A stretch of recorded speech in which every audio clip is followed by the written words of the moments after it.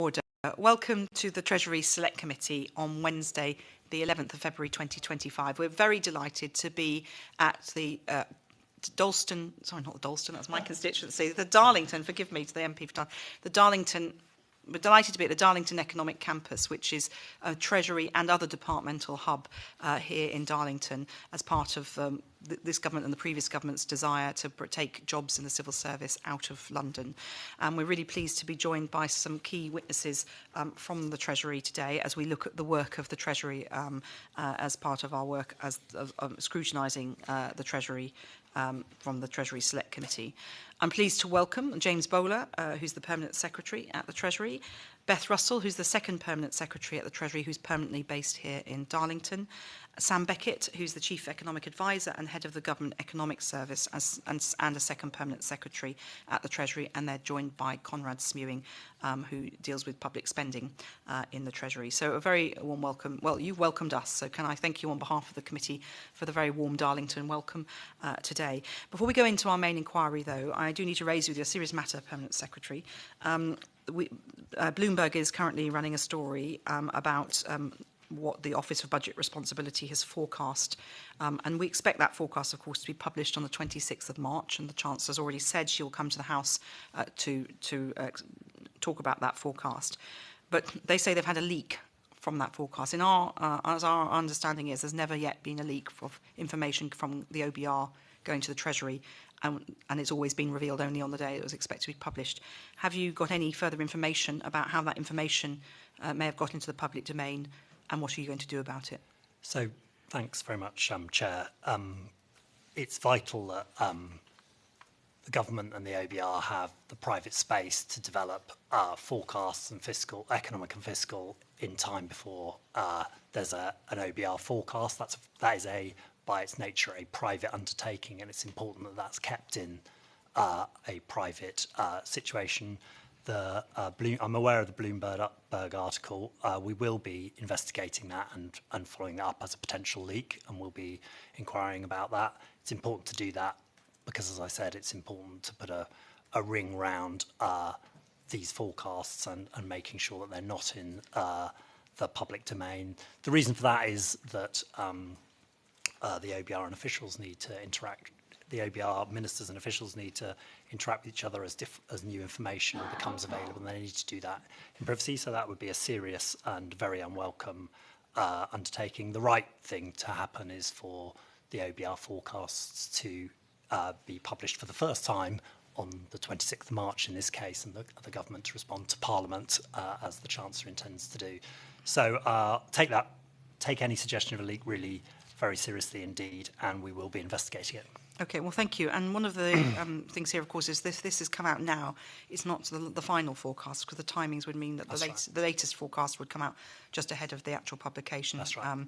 So this, if there has been a leak here, which we believe what Bloomberg have said, this would be a draft forecast at this point. Yes, that's right. The OBR do, I think, Sam, 3 rounds of both economic and fiscal forecasts. So they send on an agreed timetable a forecast to the Treasury, its ministers, of first the economic situation, and then about a week later the fiscal situation based on that economic situation to start with. And that builds, and essentially they're both reflecting judgments they're making on the data that they have in mind and any interaction they're having with the Treasury. So that's a process that's been going on since the inception of the OBR, and it's very, very important that that is a private process, and you really do not want to be giving a running commentary on that, or indeed, publishing things as it goes along, because that would be extremely market sensitive actually, and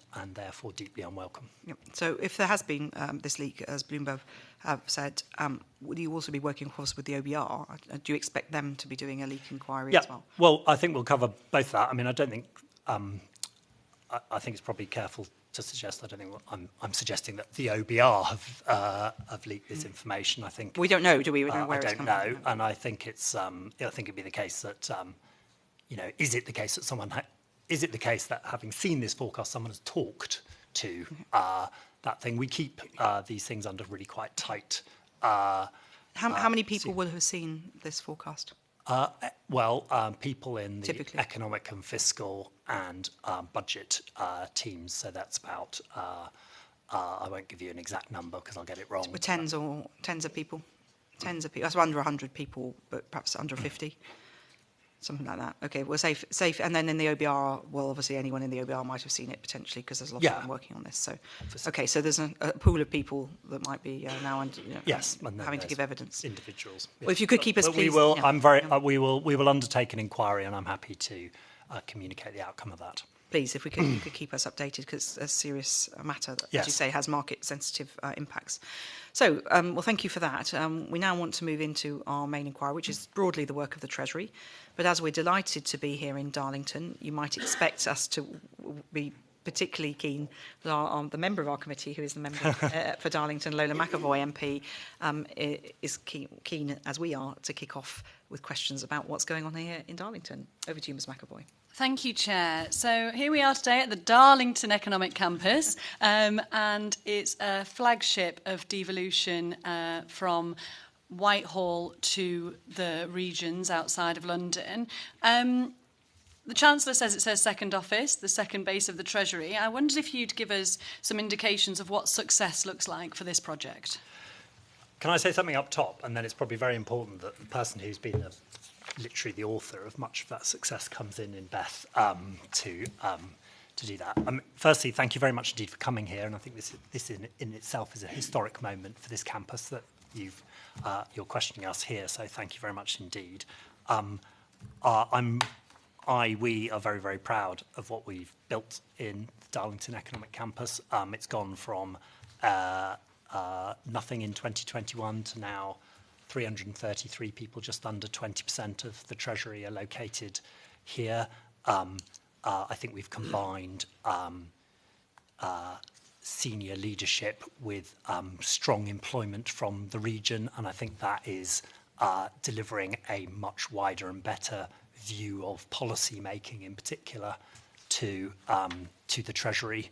We have people from a different regional basis with different backgrounds, and people who wouldn't have been civil servants otherwise now advising us, and I think that's probably the key measure of success. Other things to point out is the way that we work here is hand in glove with 8 other departments, which means it's an economic campus, not just the Treasury, and I think that is a really good focus for how the whole of Whitehall, I shouldn't say Whitehall, government should be working in the future, where the silos, the famous silos, are broken down.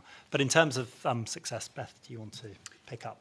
Yeah, so I mean, just to start on, I guess, the numbers. The Treasury, as James says, has now got 333 people working here, and our ambition was always to get to 335. So we're basically pretty much at that point by the March of this year. That is one part of the campus. So the fact that we are a campus across 9 government departments is really important, and we now have 1,000 people across the departments that are newly located in Darlington, and then that's on top of the 700 Department for Education officials who already worked in the town. And the ambition is to basically be more than 2,000 civil servants based here in Darlington across the 9 departments over the next period of time. We're pretty on the way towards that. As James said, though, it's not just about providing the opportunities for people who previously couldn't think of working in the civil service to have a job here, but it's also about the impact that has on the Treasury and other departments in terms of insight, experience into policy making. I also think a really important part of us being here is having a very different set of relationships with local regional government businesses in the region. So again, getting different insights, having different conversations, different types of engagement with people in the community and the wider region, which is both beneficial to us, but I think is also part of bringing government and the civil service closer to people who aren't so au fait with what we do in government. So I think that's a really important part of this as well. Ms McAvoy. Thank you, Chair, and thank you for that answer. It's clearly a source of great pride for you and for government more widely. I just wanted to probe a little bit into the recruitment of the people who are working here. Can you tell us a little bit about the breakdown of where they're from? Yeah, so of the 300 odd Treasury civil servants, about 40 of us are people like myself who have relocated from London, previously been civil servants, but 85% of people working here in the Treasury, and I think it's pretty similar across other government departments, are people who we have recruited directly in the region. And the vast majority of them were not civil servants before. All sorts of previous career experiences for those coming in mid-career, so other bits of the public sector, private sector, charity sector. We have also brought in quite a lot of people through the apprenticeship route. I think across the campus we have 80 people doing apprenticeships at the moment, and I think in the Treasury we've had about 50 so far going through apprenticeship programmes. We also have recruited into the Treasury through our graduate recruitment programme, and this year we took twice as many graduate recruits into Darlington as we did in London, so we've got a sort of pipeline of graduate recruitment as well. That's great. So can I just ask you, you said about 85% recruited from the region. Is that the region of the North East, or is that what? Can you just give a bit more clarity on that? So I would say our travel to work area is quite big, so I'd say up to sort of Newcastle, down to York. Some people come across from Leeds. Obviously, lots of people who live in Darlington themselves. So it's a relatively wide travel to work area, and we say people have to spend at least 60% of time in the office. So do you think it would be fair to say this is really the northern hub of the civil service in the country? So, economically, yes. I mean, there's massive public sector presence in Leeds, for example, Department of Health, Sheffield, Education, I think. But for economics, yeah. And I think the thing that has really been different about the wider Places for Growth programme over the last few years, moving civil servants out of London, is traditionally lots of civil service jobs outside London, but mostly operational roles, whereas this is really for the first time that we're moving big swathes of policy roles and more senior civil service policy roles, and I think that's particularly encapsulated here. And is the ambition, not to jump the gun, but is the ambition to have representation from the senior levels of every government department in Darlington when you open the Brunswick site? So, I mean, it's called an economic campus sort of for a purpose, really, which is that I think there is real advantage in clustering departments with quite similar, that work on similar things. So one of the things that we could take real advantage of here is the fact that actually every department here is an economic department in its broadest sense. There's lots of synergies between the different departments' work, and we are really trying to sort of break down the silos between departments by being co-located here. I think that is quite a strength. I mean, whether over time you would have other departments with non-economic, I mean, one might say that every department is an economic department. Yeah, I think the spending review certainly puts that under focus. We definitely say every department has an impact on growth. So, but at the moment we are 9 departments. We obviously, when we build a new building, we will have more space here. So, you know, I'm always keen for more people to join us. But there obviously, Darlington is one of the 12 places for growth locations around the country where we're particularly focusing on moving civil servants out of London. So there's also a drive to put more policy civil servants in Manchester, in Leeds, in Sheffield, alongside Darlington. And obviously you mentioned the crucial growth there. Can you give us a little bit of an outline of the impact of having the Darlington Economic Campus has on growth in our town? So I think there's a couple of things around that. So one is, I mean, we are providing jobs that wouldn't otherwise exist. They're public sector jobs, but jobs and opportunities that wouldn't otherwise be here. I think if you ask Darlington Borough Council, they would say that they've definitely seen an uptick in interest in private sector interest of locating in the town. Obviously, by us being here, we also create economic activity. You all had a nice lunch from the deli around the corner, so I think that is really also making a difference. So I think, look, I don't think that us being here by itself is, I don't think we should overstate the immediate direct growth benefit, but I think that there definitely is some, and I think beyond that, it's really about us better informing policy on growth for the fact that we are here and we have different relationships and we are recruiting different people with different insights. I mean, the one thing I'd add, which I think is a real positive, is the community and business outreach that comes from here.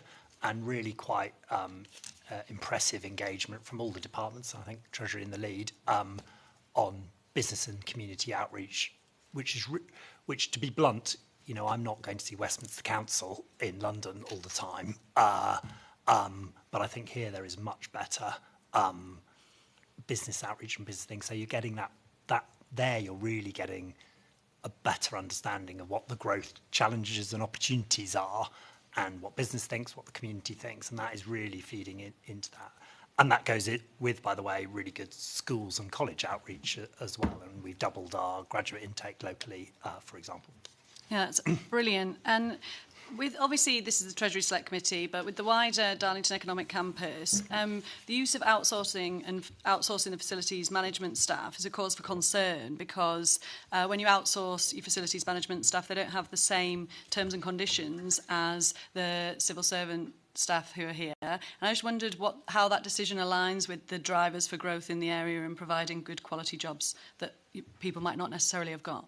So the building here and its facilities is managed by the Government Property Agency on behalf of all the departments, and as you say, they would then contract with the contractors who provide the services here. I mean, I guess we hold the GPA to account for making sure that those services are delivered, but also delivered in a way, obviously, that supports the people that work for them. I should say, I mean, one of the things that is really noticeable about the campus, and a really brilliant part of it, is how much of a team we are with our facilities, IT, catering staff, who are very much part of the DEC team here. So, you know, it's something we'll keep an eye on to make sure that there are no issues. Yeah, and is there a plan to align those terms and conditions for those facilities staff at the DEC with the civil service terms and conditions? So I think it's something we'd have to pick up with the Government Property Agency, and I'm happy to, Great. happy to do that. And just on that further, when those decisions are being made, obviously with the new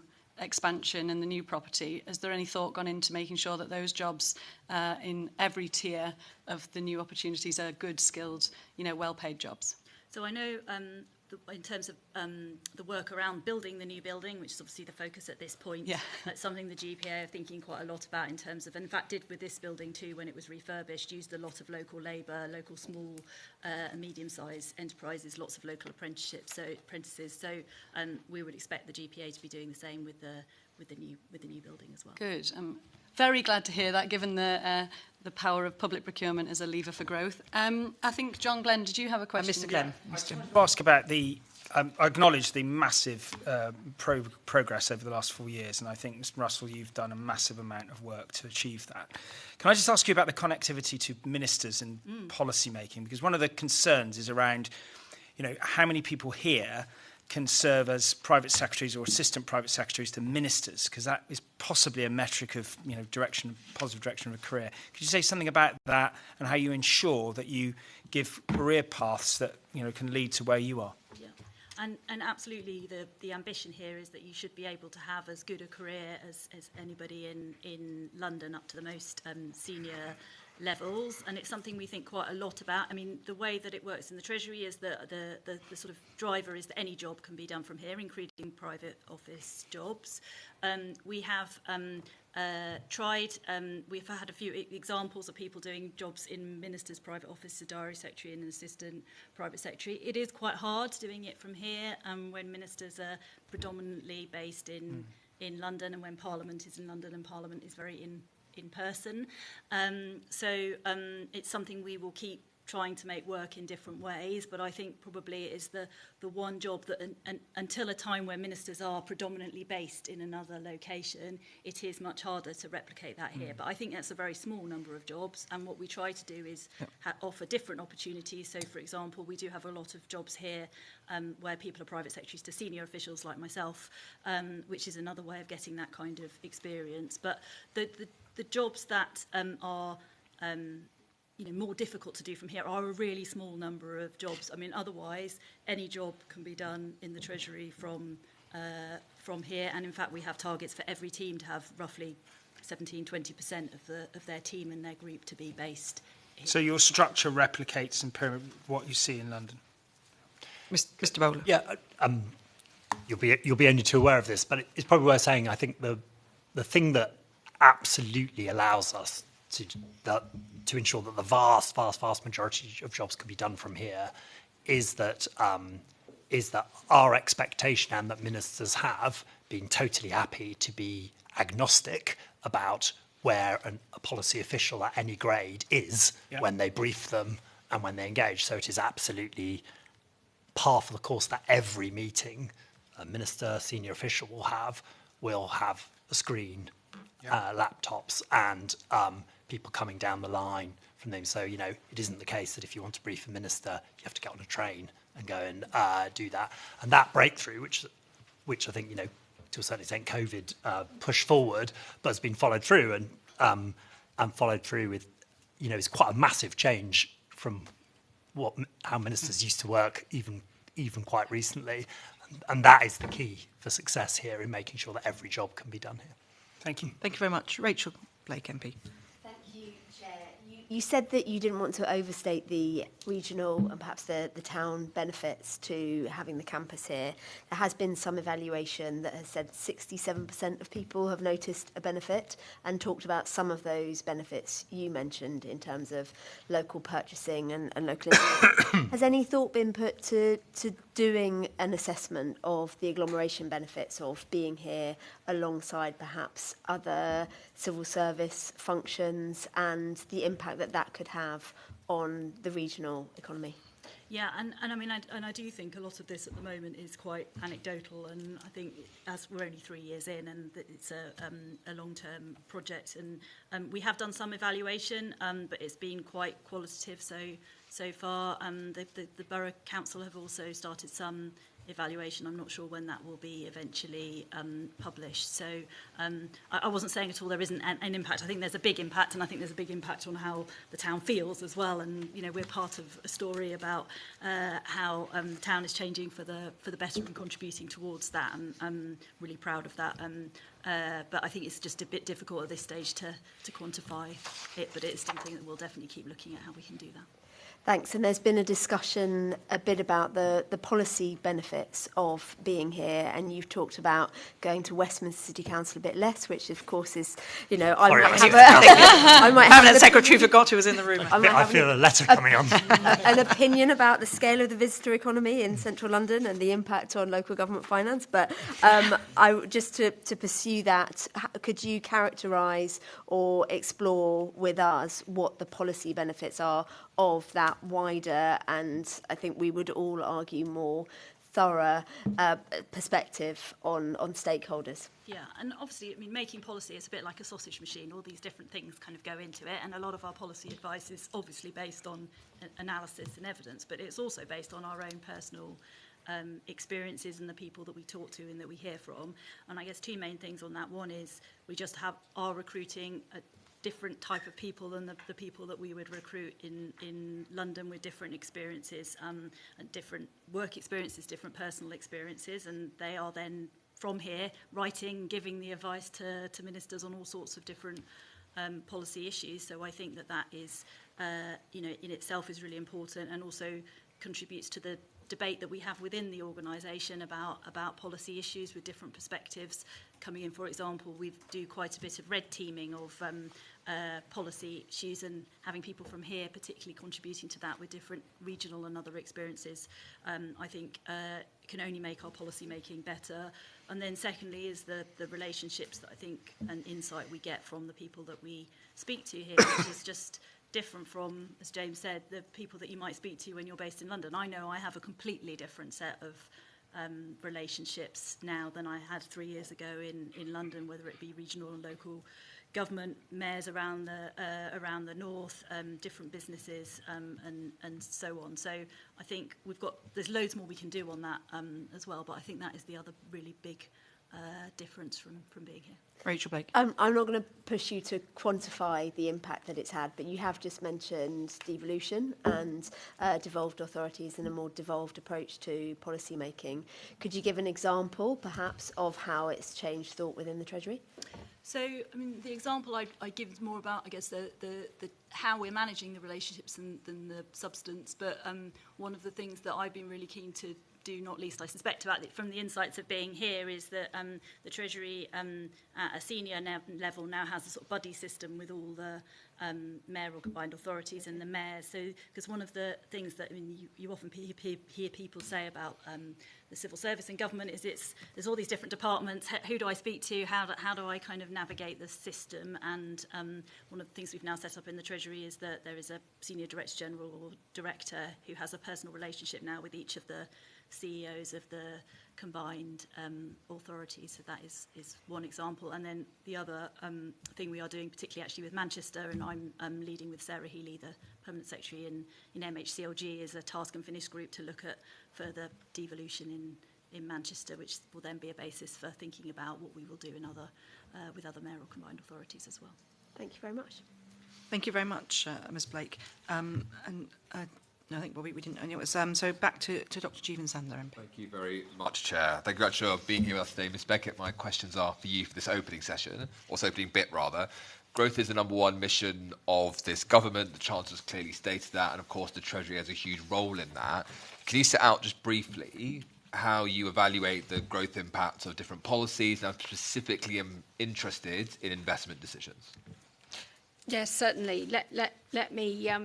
Let me take you through some of our thinking there. Now, obviously, growth in the UK has been sluggish for a number of years. It's common to a lot of advanced economies that since the global financial crisis and the series of shocks that we've suffered since, pandemic and the energy price spike, that we have had quite sluggish growth. In the UK, that manifests itself predominantly as a productivity issue, as I'm sure you're aware. We're productivity is 19% lower than Germany and more than that in the US. And so really the kind of what we have been thinking about in terms of what the diagnosis is for growth in the UK is around that productivity, particularly capital deepening. And so, as you say, sort of investment and looking at the investment picture has been a really key part of the early policy of the government. We've seen business investment being relatively weak, but that is why the growth mission is doing all the right things on this kind of structural growth issue. Stability, obviously, getting the public finances onto a more sustainable footing, helping, the bank gets inflation down, but we make sure we're not pulling against them, but also supporting investment.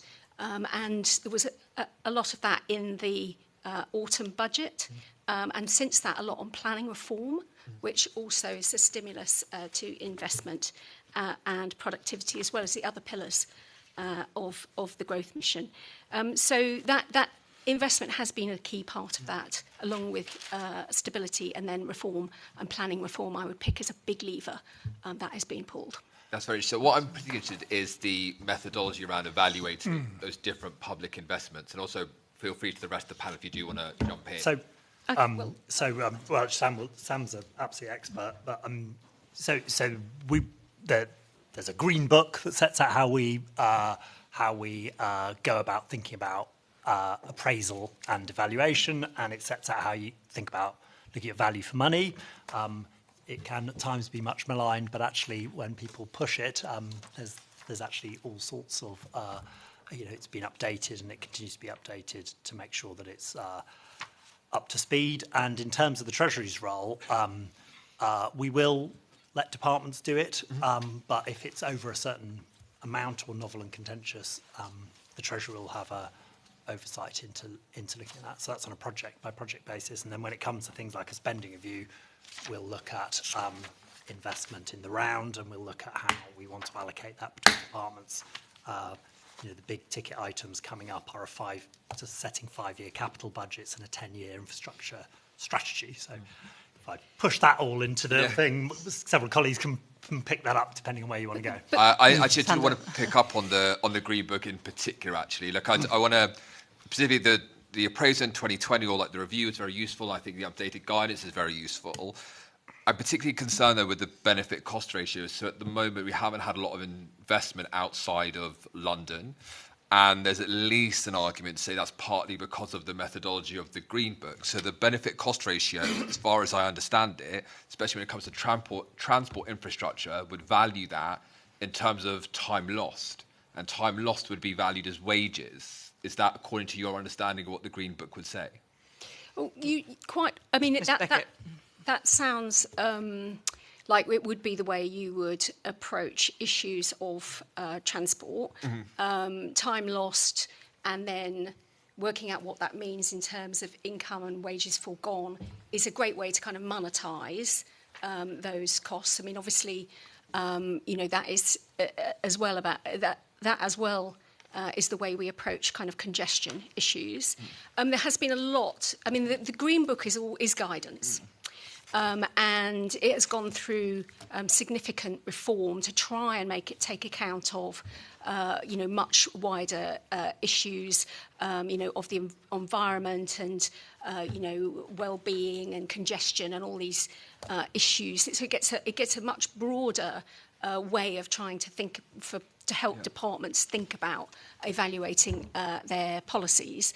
It's a living document, so we're always very, open to the kind of challenge and reform there. Yeah. But come in on the Green Book. Mr. Smewing, public. So, I mean, specifically on the benefit cost ratio question. So the review of the Green Book that we did a few years ago that you mentioned really did want to tackle this thing of the tyranny of the benefit cost ratios in project evaluation, and it really emphasised the importance of the strategic case in the investment. So, in strategic cases, investment are often harder to specifically quantify and boil down into a benefit cost ratio. But if you are looking at something which can kind of transform economies across a sort of very large region, not necessarily very, very easily quantifiable, but the point of the review of the Green Book was pick your strategic objective and then work out which is the most efficient way of delivering that objective. So it's not the case that we line up each and every potential investment project that the government could ever do, from aircraft carriers through to schools through to everything else, rank them by BCR and then pick the top ones. It's what are the strategic objectives the government is trying to achieve, and then the benefit cost ratios are kind of what is the best way of achieving that. Yeah, and I do think that was a really good look. I do appreciate the kind of direction of policy has been here, and also that the fact that campus is here is in itself a reflection of the fact that the BCR itself, my worry is in the way it still can kind of influence policy decisions, because specifically if the benefit cost ratio is valued in terms of foregone wages, transport infrastructure projects in London will always be more highly valued. And we are living in a country where, so I'm from the East Midlands, the lowest transport infrastructure investment in the country. If you look at our problem of second cities, I mean, look, just as a question to you, do you see the kind of lack of productivity outside of London as a key constraint in our growth? So, and I mean, without putting words into Mr. Smewing's mouth. So I think the point being is you can set the strategic case for an investment not just as time lost in commuting.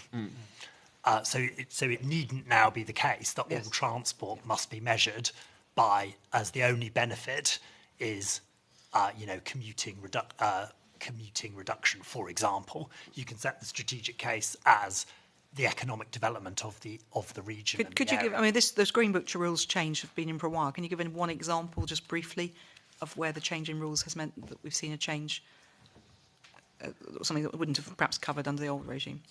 It's difficult to name a specific example because you're sort of looking at the entire kind of investment portfolio of the government. I mean, is there something that you think, Mr. Smewing, that wouldn't have got the green light before the rules changed?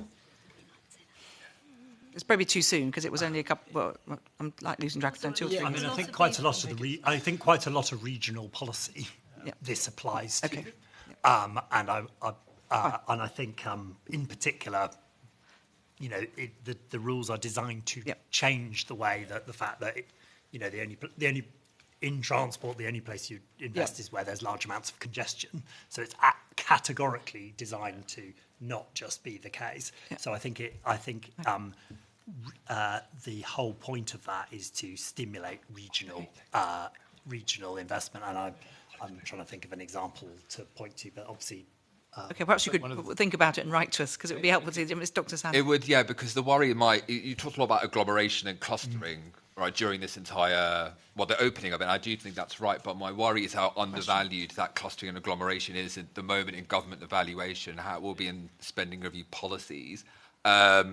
I mean, I'm sure you guys know all the statistics, but does that not concern you?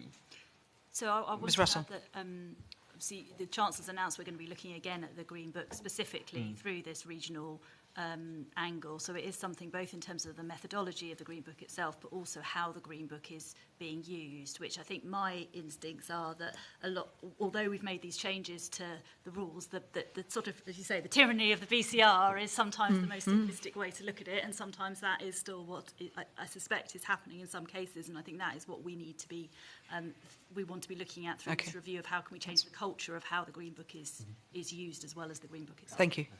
Thank you, Dr. Sander. Rachel Blake MP. Follow up on this. Would the Darlington Economic Campus have got through the Green Book? Yes. Absolutely. Yes, It did. and not It did. least, and not least, the strategic case is that a desk in Darlington, desk not person, is considerably cheaper than a desk in London. Thank you. Rachel Blake MP. Thank you. I wanted to ask about growth and the conditions for the growth for the cooperative and mutual sector, and whether you think that we have the right policy environment for that sector at the moment.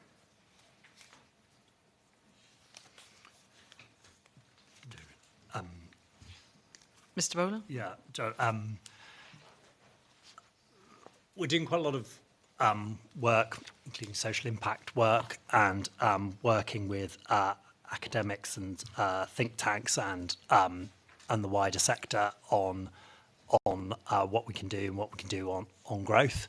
And quite a lot of what we're doing in terms of the Treasury is about engagement and better engagement, and it's also about delivery.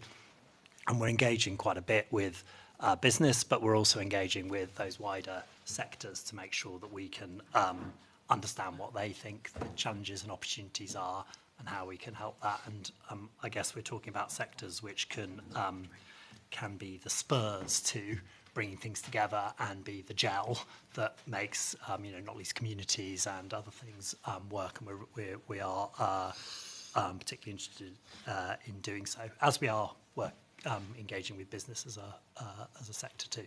So the sector is on the radar, but the full assessment of any barriers to growth of the sector hasn't been completed. Is that fair to say? Yeah, I don't think that is. I think that is the case. I think there's some sensible work going on social impact and social impact bonds and other things, and I don't think that's come to a conclusion yet. Great, thank you. Can I come on? If I could just wait, just pause a minute. I just wanted to be clear, Permanent Secretary, in the discussion we had at the beginning about the alleged leak of information between the OBR and the Treasury, I understand that it is now being reported that you are saying that the OBR has downgraded the growth forecasts. I just wanted to be clear. No, I haven't said that. Yes, I thought you might want to be clear. So sorry, that's really helpful. Yes, could you just perhaps be very explicit about what you said at the beginning? Sorry. Put it in different words. Sorry, I categorically did not comment in any shape or form on the substance of what the OBR might or might not have sent to the Treasury. I did not comment on that. I commented on you were asking where a leak might have come from, and I said it wasn't necessarily the case that it come from the OBR. I did not say anything on the substance of that, and indeed I think most of my remarks were the importance of keeping that in a private space. So very happy to put on the record that I am not commenting on the substance of those forecasts. So thanks for giving me the opportunity to. Well, thank you, because that's not quite how I heard it in the room, and I just wanted to be clear that I had heard it correctly. I think Lola McAvoy wanted to come in briefly. Thank you. I've got a question for Beth Russell. Just on your experience of being now a fellow Darlingtonian, how do you think that has changed your contribution in your role to things like the levers for growth? So having experienced, the brilliance of being here in Darlington, I want to know how that's diversified your views as you're going to be contributing to growth for the country. Yeah, so a couple of things. Ms. Russell. I talked earlier about how our policy making is also related to our own personal experiences. So I've moved from central East London, central London, where I didn't drive a car, used to a tube and every 3 minutes, on the gas central heating, etc., to to living in a village where you're lucky if a bus comes every 2 hours. I'm now a car driver. I know the price of petrol in a way that I didn't before. So I mean that might seem more slightly facetious, but I think actually those things, they do make a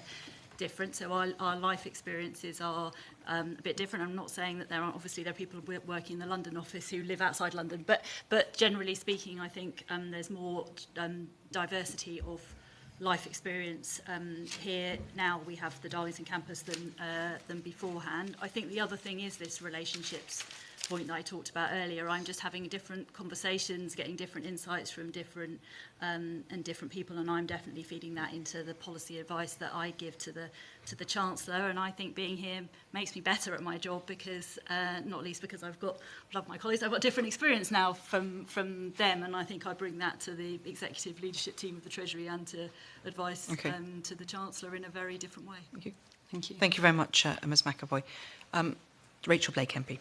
I'd like to move us on to talk about the spending review now. Are you on track for June? Absolutely, yeah. So departments and the Treasury are in the midst of preparations for the spending review. Obviously, we completed phase one in the autumn budget, alongside the autumn budget last year.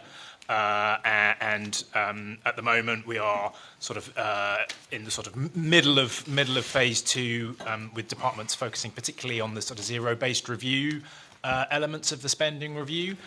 So yeah, and that will all kind of come to fruition in June. I'm glad you mentioned the zero-based reviews. For those of us who don't spend all of our time thinking about public spending, I'd like to give you a chance to talk a little bit about what they are, but also they're a huge amount of work if done properly, and how are you making sure that the departments have the capacity to do that? But start off with explaining what a ZBR is. Okay, so the zero-based reviews that we are talking about in this spending review are essentially a line-by-line review of the baseline of government spending. So it is often the case in budget setting processes and in sort of shorter spending reviews that all of the focus will be on the marginal change, marginal increase in spending Cut here. this, grow that. Exactly. This is different. It's the first spending review that we've done a zero-based review like this since I think 2007, and departments are going through the full set of their baseline spending, identifying where they think the highest and lowest value for money elements of that spending are, how aligned is it with the government's priorities, because obviously there's been a change of government since the last spending review in 2021,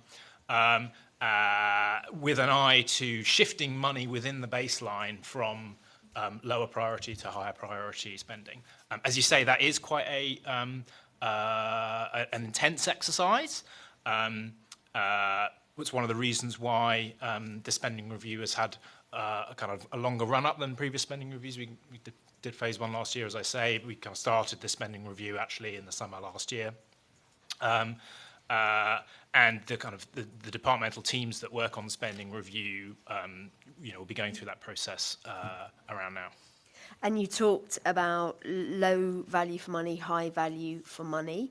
And what are the assessment tools for working that out? And building on the discussion about growth, how will you be assessing the slow burn spending? So it's a range of different things. So one is like, how is this aligned with the government's priorities, which have shifted in some cases. So the Priorities for Change document the government published at the end of last year, setting out the kind of highest priorities of the government. The question, how is spending contributing to those elements of the missions and foundations? That's one lens. Another lens is about the evidence of impact. What are the evaluations of government policy or different areas of government spending saying about how effective that spending is at achieving the outcomes that it is designed to achieve? Another lens is around the efficiency of that spending. So that's an important part of the spending review as well. Is there a way of achieving the same outputs of the spending with fewer inputs or lower costs? So, those are the kind of lenses that we'll be using to look at it. If I may, I'm going to give you an example of something that is hugely costly in the short term, but in the long term, investment could change it. Temporary accommodation costs, 4 million a day in London, but can't all be moved through one zero-based review because those are homes and roofs over people's heads. What would the zero-based review approach to that short and long-term challenge be? So that's an absolutely excellent example. So one of the important things about the spending review is that it is a multi-year spending review. It is looking 4 years in the future on resource spending and 5 years in the future on capital spending, which allows us to look at longer-term shifts in spending. It also allows us to look at where investments might be able to pay off over a longer period of time. So if it was, in temporary accommodation is a good example where you may need short-term investments in order to get yourself out of more expensive accommodation where you're kind of living you're paying annually but not able to see the full benefit in the longer run. That would be part of the spending review as a whole. I mean, the zero-based review, the sort of line-by-line zero-based review element of it would be picking up, here is a relatively large chunk of expenditure, perhaps one that has grown over the period, and asking the question, how can we do this more efficiently? How can we do it more effectively? But if you were to just look at that line, you would establish that it wasn't really generating much growth or investment. So you have to look at that line in the context of the longer-term challenges. As I say, you've got to look at it in the terms of everything the department and the government is trying to achieve, and obviously that expenditure is doing something, kind of vital and necessary, as is the case with many areas of spending in government. I mean, I think you ask about how we can kind of use that to bend spending towards sort of growth and long-term economic growth. I guess I'd say a couple of things there. As I think Ms. Russell was saying earlier, all of the departments are growth departments, and in order to have sustainable economic growth, you do need effective public services of all kinds. But it's also the case that in the spending review, we are looking at where you could shift where you can shift spending into something which has higher returns or a kind of longer term strategic growth benefit. That will be a central bit of what we're looking at in the spending review in the run up to June. And it's every department, is it? Every department is zero-based? Every department is doing a zero-based review. Yeah. Thank you very much. Thank you very much. John Grady, MP. Yeah, thank you, Chair. One aspect of the spending review are the challenge panels of external experts. And there's former senior management from Lloyds, Barclays and the Cooperative Group.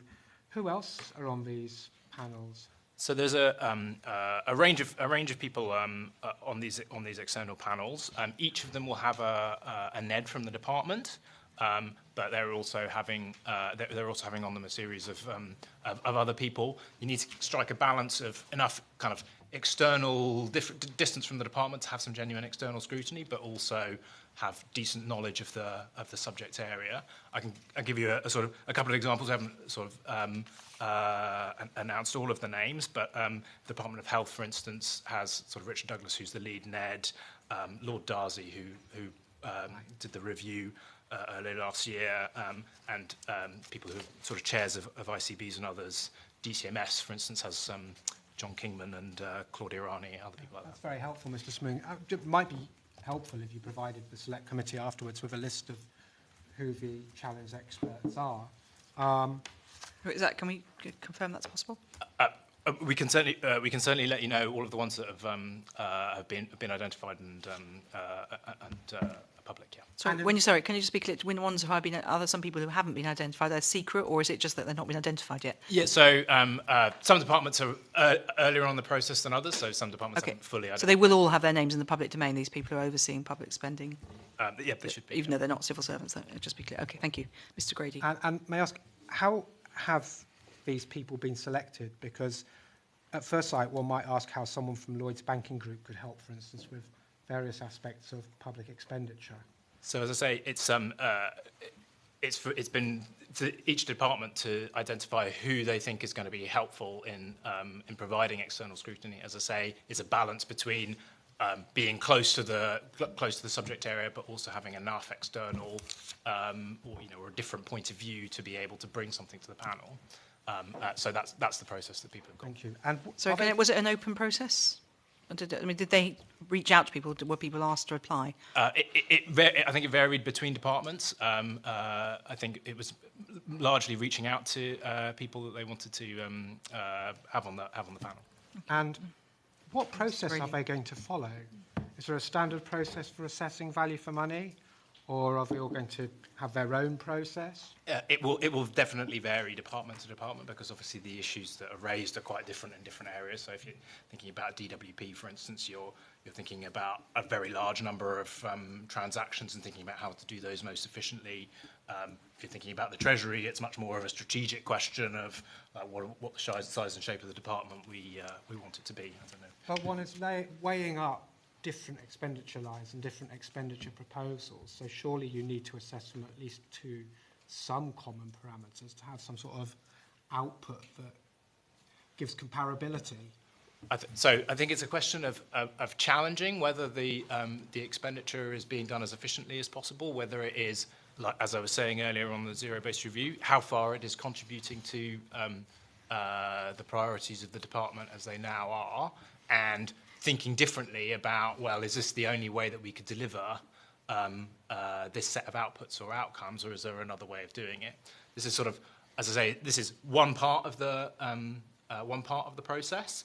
So, the zero-based reviews are kind of being done by departments. This is an opportunity to provide external scrutiny and check that things are not being missed and that people are thinking about things in a sufficiently, rigorous way. And how will this relate to the work of the Office for Value for Money? Will that team talk to these individual other teams, or how's that going to work? So so departmental submissions from the zero-based reviews will come back to the Treasury. As part of that, they should be identifying where they're going to deliver the sort of minimum efficiency and savings targets that we have asked for departments from the spending review, and the OVFM will be helping scrutinise whether those returns from departments and the target are sort of stretching enough. So the OVFM will be kind of doing that. It's so that would be let's say I'm sitting in a department and I've been asked for my opinion and I'm feeling a bit grumpy because it's been ignored, a bit like at home. Will my concern about a spending proposal find its way from the department to the OVFM or the Treasury as a matter of course? So, I mean, the external scrutiny of the ZBR will, I'm sure, form like a part of the return on the ZBR. So we will be asking departments, well, what have the external scrutiny panels been saying to you? What suggestions have they have? What thoughts have they had? So it will form a key part of the process. And as a part of the process, Mayor, sorry to interrupt, Mr. Bowler, is part of the process that, as a matter of course, these external experts must report in writing to the Treasury so that ultimately Darren Jones and Rachel Reeves can see what they've said. We haven't asked for separate reports from the external panels, but we engage directly with the departments, and if we wanted to engage with the external panels, we would definitely be able to do so. I just wanted to sort of try and put it into context, just to help really. So, bottom line, ministers are accountable and their accounting officers to Parliament for every penny that is spent in their departments.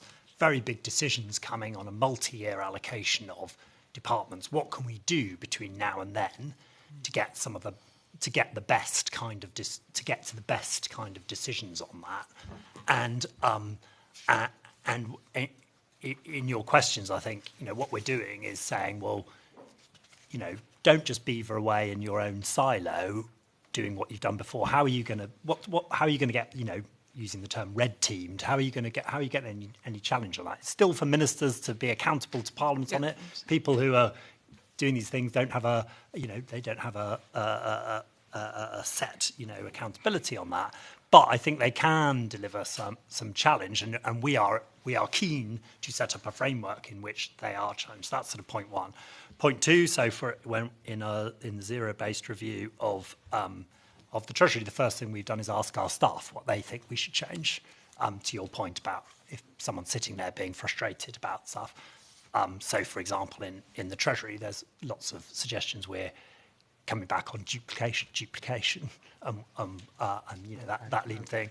And then the third element is the Office for Value for Money, where we are obviously, and I've seen the committee's report on the Office for Value for Money, we are absolutely setting up the Office of Value for Money to not duplicate and actually fill a gap in terms of, so they're not trying to replicate the NAO, they're not trying to replicate what departments are doing there, a temporary body to just try and do a set of things at system level, value for money level and investment appraisal. So we're trying to make all that work, all coming together so that we are setting a framework to get to the very best things. And I think, we're learning from the past where, the danger is that if you leave things just to their own devices, you perhaps don't get that new ideas, reforms, challenge, and scrutiny. And it's being done. It's not being done with a massive stick from the Treasury, and you must report back so much. This is, this is a framework that people have welcomed. And has the Office for Value for Money found us any savings yet? So the Office for Value for Money, its primary focus at the moment is on the spending review and phase 2 of the spending review. So the sort of specific, specific measures that deliver those savings will be part of phase 2 of the spending review. It has already made a recommendation to the Chief Secretary and the Chancellor in its system reform responsibilities, which the Chief Secretary has accepted, that. As you know, we've reformed the spending framework so that we will have regular spending reviews every 2 years. The OVFM recommended that in the off year, we undertake sort of thematic reviews of spending that cut across departments, basically to set yourself up for the spending review that would be coming after that. So it's made recommendations that have already been accepted, but the kind of sort of the really detailed spending stuff will come through in the spending review itself. Sorry, I think last question for me. Have I understood it right that the OVFM have so far given one recommendation, which is that, or is there more than one recommendation? So that was a recommendation that they made early on as part of their responsibilities for system reform. As I say, their main focus is on their role within the spending review, which is scrutiny and challenge on the efficiency targets. And their own sort of VFM thematic studies, which they'll be conducting for the spending review. So just for one so far, but there'll be more to come. Thank you, Mr. Smewing. Thank you. Thank you very Dame much, Meg. Mr. Grady. John Glenn MP. Thank you, Dame Meg. As a former Chief Secretary, I think there are about 4 or 5 things I recognise. One is that vast tracts of Whitehall and different departments have no discretion over their spending because they're spending money that comes from benefits or number of pensioners or NHS is obviously clear. 2, that departments guard their budgets institutionally. That defensiveness is pretty embedded. No department wants to say we don't really need to do this. I would say that often legislation is required to reprioritise. For example, if you're going to change the entitlements of benefits, you need to legislate. There's a lag there to deliver it. There are also clear political costs as well, and trade-offs. Now, clearly that's a ministerial matter, but actually clarifying what they are in advance. And the 5th thing I'd say is that there are often incentives and investments needed in order to do things differently. Now, I just wonder, in particular, the question I have is this issue of, in practice, the number of real choices that exist is actually relatively small, given the priorities set out last year in the budget anyway. Is it somewhat misleading to say that there's a sort of zero-based approach? Because in practice, there is actually a very small number of things that, wouldn't it be more real and true to get into what those choices are, because otherwise we're sort of misleading about how easy this is going to be. Well, you make a set of sensible points, and there is quite a bit of money flows directly from central government, very in formula, be it to schools or to benefits or to things. I think the interesting thing I would focus on as to how we're trying to where we're trying to make the zero-based review really work is in 2 aspects. Firstly, and you will absolutely know this, left to their own devices, people will focus on the marginal and not the stock. So they will focus on the change, not the stock. And we are hardwiring very, very clearly that this is about the stock and not the change. And that we do that through all sorts of things, be they planning assumptions, but also everything that we set up line by line. The second thing, which is a new approach we're taking, is identify the bottom 20% of your priorities. Because as you'll know, as Chief Secretary, the answer is all departments will not, perhaps not unreasonably say, well, everything requires money to do things. So, we do your priority, we do someone else's priority, or we do our, but it's got to be additional money to unlock it. And, or invest to save or whatever. And what this says is identify your lowest 20% priorities and use that to transform, and use that to move to what the government's focus is and what it's trying to do. And it's published a plan for change which sets that out.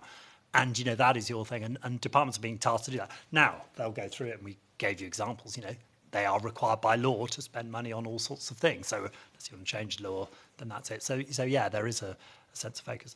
And then the last thing to say, and, I imagine all sorts of committees, worry when we get to AI, but there is a profound change coming on how we deliver everything in our economy, but also very obviously public services, and that is hardwired into this thing. Interestingly, we are, we're not saying we are the experts in the Treasury on it, and we're saying DCIT is under the Secretary of State there, and is that they will expert, and we will take the £26 billion that is spent on digital at the moment, and we want to look at all of that together and see if that is going in the right direction. So three sort of different points. I think that's helpful, but I think you would also acknowledge the depiction of the AI dividend, if you like, has a significant amount of uncertainty around its rollout department by department.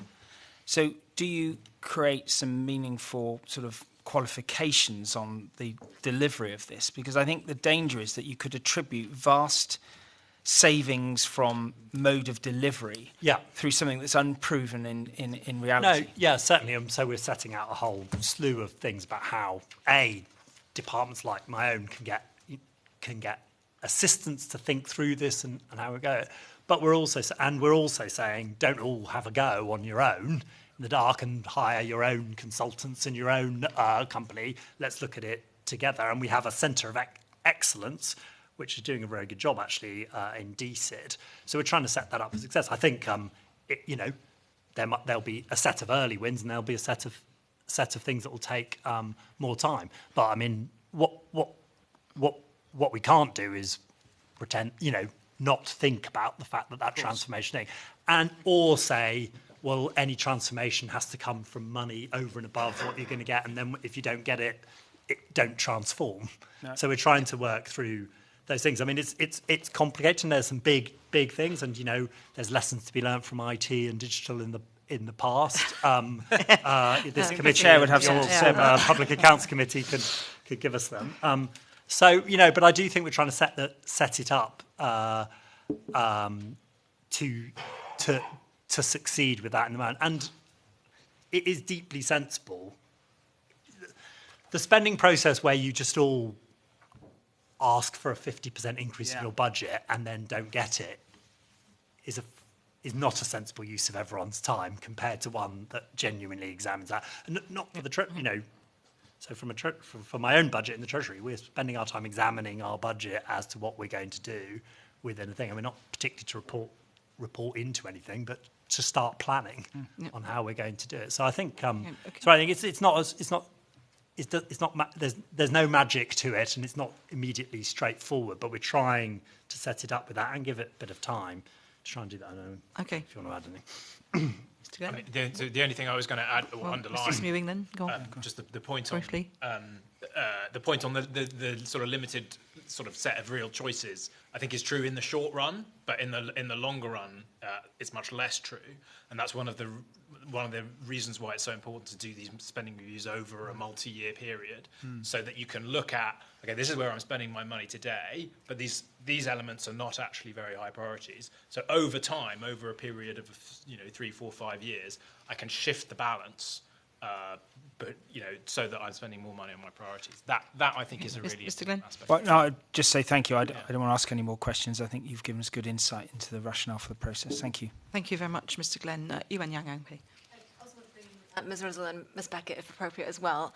I wonder if you could give a kind of really concrete work-through example of how the Treasury would negotiate this zero-based review.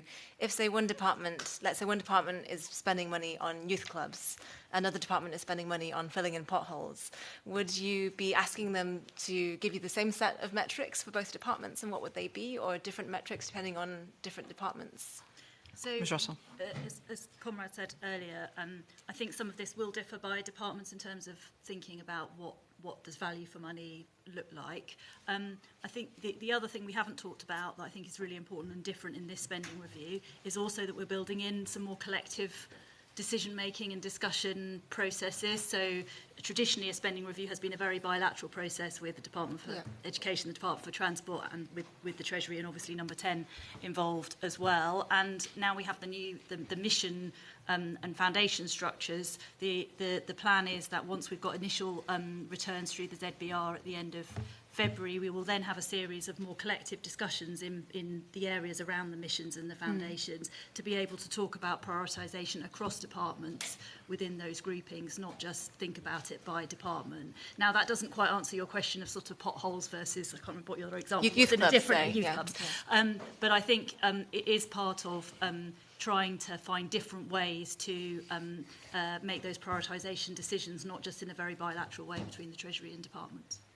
And in that process, would the Treasury then be speaking to each department about specifically, how many youth clubs are you procuring, how many potholes are you filling? Would it be that detailed, or would it be more a sense of making sure that their process is correct? What level of detail Conrad might do you want get? to come in, but I mean, in a spending review, sometimes we do get into more detailed discussions, but it does generally tend to be at a more aggregate level. But obviously, ministers want to understand what is the implication of this budget for this particular department. So we don't get into all the detail. Obviously, then it's for the department to work out what within the priorities that Secretary of State and the government has in that area, how they would spend there. And are there any examples, perhaps Mr. Smewing, of the green flags that you would want back from certain departments to make sure that their, say, youth clubs program was value for money, or some red flags that would show you that it wasn't? What kinds of examples would you want? So the absolute best thing is a kind of robust evaluation of the impact of the policy. In terms of social value, in terms of taxpayers' money, or what kind of evaluation? So you tend to look, ideally in terms of sort of social value per pound invested. That can be very difficult to do, although it has been done. So I think a good example is what's now the Ministry of Housing and Local Government's sort of Supporting People programme, used to be called Troubled Families, has an excellent policy evaluation which demonstrates, I can't remember the number, it's something like £2.30 for every pound invested is being saved to the public sector by intervening early in these families. Yeah. That sort of thing is the gold standard of sort of evidence that you would want to see. It's not always possible to get that. Often programmes have not been running long enough to be able to do that, but you can certainly show evidence of earlier stage impact of a policy being effective. So it would be social value defined in terms of the impact on the taxpayers' kind of funding over all public services provision in the longer run. If that data is possible, that's the ideal. Well, it's what you'll tend to do is look at what are the objectives or outcomes we're trying to deliver in this particular policy area, and is this an effective way of doing it? Because it's not tractable in the end to just kind of boil everything down into this one's £2.30 of social value per pound and that one is £4, because you're comparing aircraft carriers and schools, and it just you can't. The question's not tractable. It's given this set of priorities and objectives that the government has, are these spending policies achieving what we want in terms of outcome? And do you have a sense of, I don't know if it's millions of spending lines that you're looking at across all departments, but how many of those actually have social value estimates I don't have an answer on that. And it's often the case that really quite large lines of public spending, it's not possible to do something like that on. But for things which are more self-contained sort of policy programs or policy packages, like the Supporting People one, I mean, not enough of them have good, robust evaluations, but more of them in the past. And one of the things that we've done in previous spending reviews, and again we'll do in this spending review, is use the evaluation task force to both help us assess the evidence of impact and also make sure that programs that we're putting in place or continuing have got robust evaluation plans. I mean, the only thing I'd say, just to help the thing, is I think the Treasury's got two roles. At a spending review, you do want to know what you are buying and what outcomes and outputs you might deliver. I mean, it's also the case that the Treasury needs to set the framework and best practice and make sure that departments are building their own capability. So, for example, on evaluation, to make sure they can do this well themselves. So and so the reason I came in on that is, so it's not, I don't want the Treasury to be second guessing every single thing that a department does. It, actually, sometimes, too much micro interference is at the expense of a macro, getting out of people's hair and letting them do that. So there's a trade-off here, but the key thing you want is a good framework and an understanding across all of, when you're setting up government spending, that there's value for money and that the departments have the capability and skills to look at this themselves. Thank you. Just a brief intervention from Ms McAvoy. Mr. Smewing, I just wanted to take you back to this challenge panel of experts, and you said that some of the departments haven't got them yet.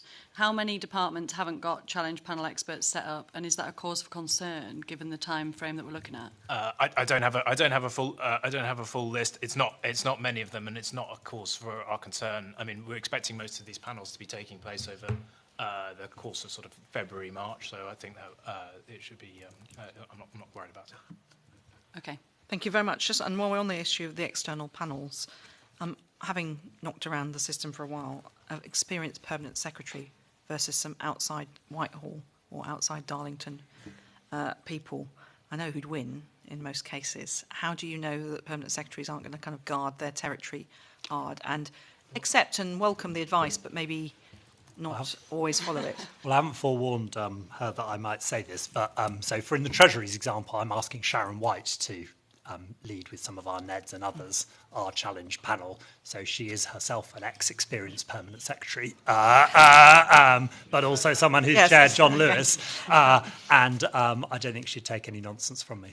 Okay. Well, so in that case, but I think that there can be there's a danger that there's not really a clear path through for that advice, not necessarily to get in a separate package to ministers, but to actually necessarily be taken on board. I just wonder if it's window dressing. I can't quite see the metrics for how that, what will they will see, how quickly they'll get up to speed. Sometimes from another sector, well, forever all their intelligence and insight, they might not always understand enough about the system that's being dealt with. There's a lot of sometimes legislation behind things that make it difficult to change things, as Mr. Glenn. No, I think that's right, but I think it's better than not doing it.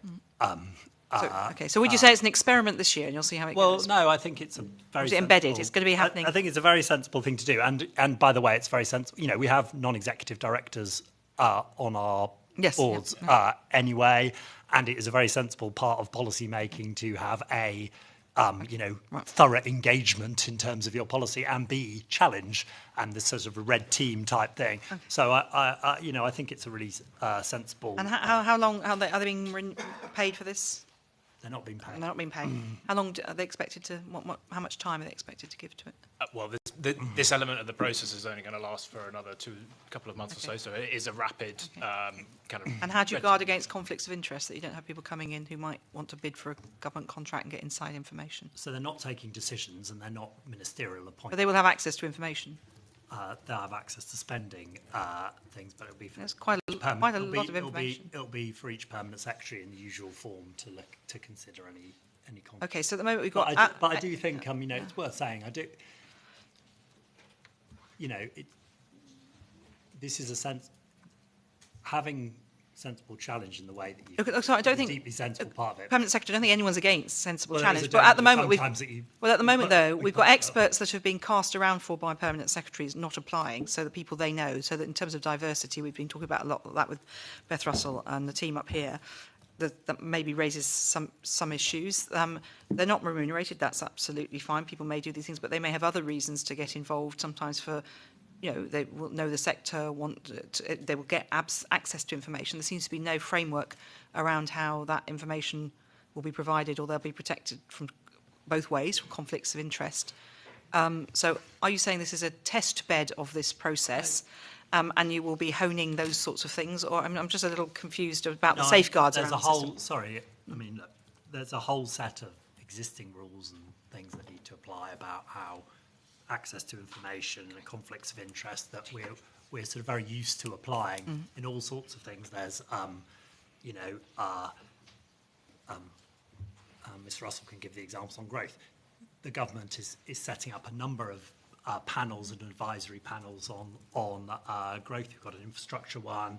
Sorry, but Mr. Permanent Secretary, so we are. But panels, there are ways in which people can come in and give advice. But Permanent Secretary, there's a difference, isn't there, between panels coming in? I mean, many of us will have had breakfast at number 11 or number 10 over the years, where all people have been brought in to have a round table of businesses from a certain sector to talk to the Chancellor of the day or the Prime Minister of the day, or whoever. This is a group of people who are going to be crawling over the figures in public spending and in bids to the Treasury for the spending review. That's quite a lot of detailed information. That's the concern I'm raising, really.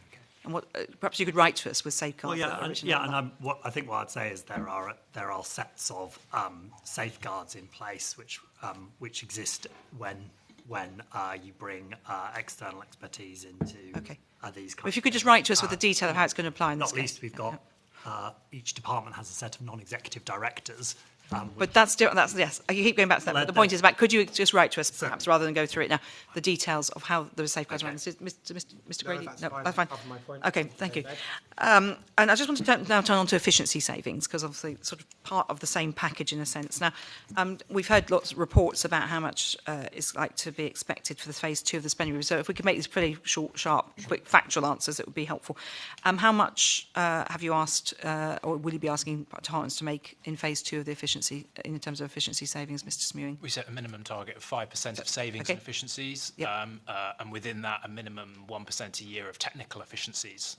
Okay, so it's within that. Okay, and then I'm right in saying, I know that there's 2% efficiency savings this financial year, which was announced halfway through and inevitably because of the election. How's that going? So there was 2% savings in the 25-26. Right, I'm sorry, that's for that. Okay, so that was. And then it will be the following 26, 27. It will be 5%, 26, 27 to 28. Over that 3-year period. Yeah. Okay. So but you must be getting some examples of what efficiency savings are expected, or is that going to become under the full spending review proposals? So the ones in phase 2 will be in the full spending review in SR2. In 25-26, some of the kind of biggest examples are, one very big example is in the asylum system. So the changes to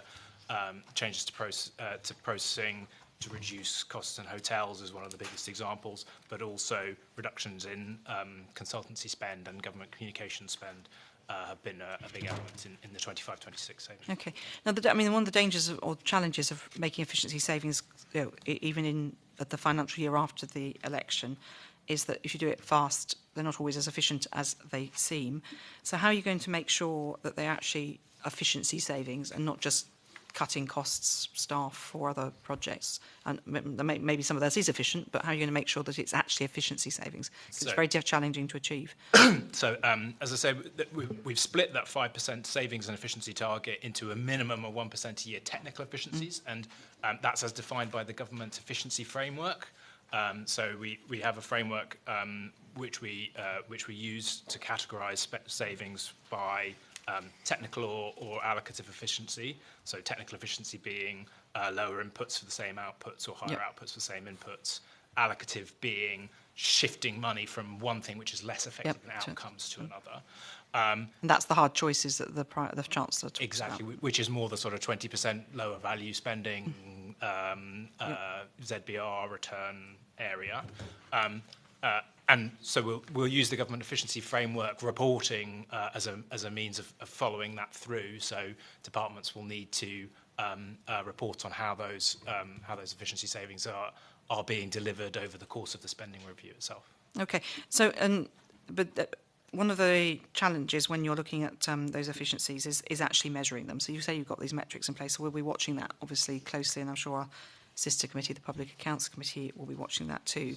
But one of the areas that can be thrown up as efficiencies is reducing staff. If you say more output for less input, sometimes that can be staffing numbers. Are there plans both in the Treasury and in other departments that you're aware of to make redundancies? What departments are preparing as part of phase 2 of the spending review are strategic workforce plans to see what the kind of right size of their workforce is for delivering. And okay. we were talking, so there may be redundancies. there are going to be strategic workforce plans. There will have to be savings in some areas, and there may well be reinvestment in other areas. Okay, let's say redundancies might be part of that package. I see you're not willing to commit, but I get where you're at because decisions have not yet been made. But of course, a redundancy doesn't make savings until further years because there's an offer of redundancy payments. So how would you be factoring that in, or are you expecting departments to make their own judgments on that? So what we would typically do in a spending review like this would be consider those sorts of considerations alongside other investor save opportunities. So if it's the case that for example, if a department were to do a voluntary exit scheme and pay redundancies, then as part of the discussion, we would be looking at the costs of that scheme and the savings, how quickly they would accrue. Coming back to the multi-year point, you need to look over a number of years, and we would build that into the settlement overall. Okay. And what's the Treasury doing itself to generate efficiencies, Mr. Bowler? What are we doing? Yeah. We are doing our own zero-based review, exactly as described. So, we're looking at a whole set of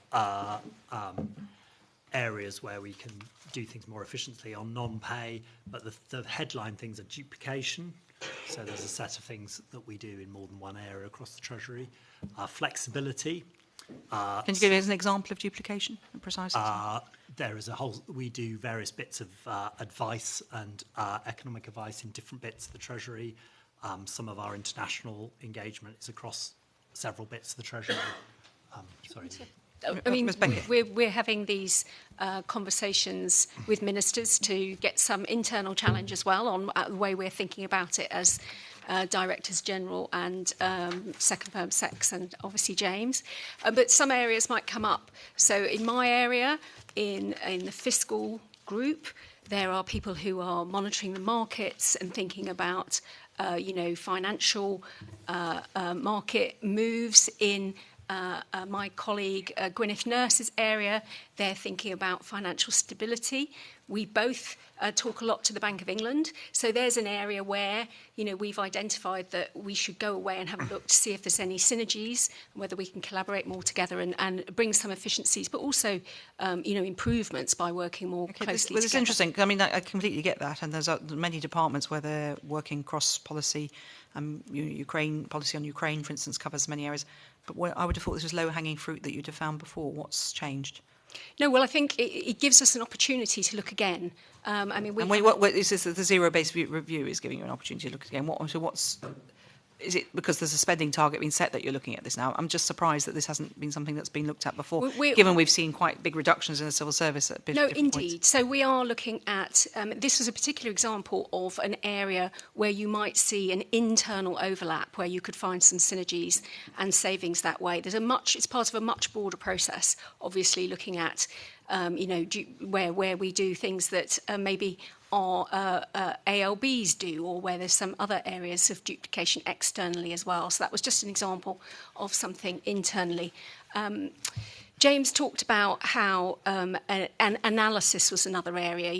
We have got, in my area, in the hub of the economics team, we will look at labour market issues, but then again in the team that's looking at broader issues on welfare and other working issues, they will have some analysts there as well. So again, another area where you can look for savings and working more closely together. But those are just, duplication is just one theme.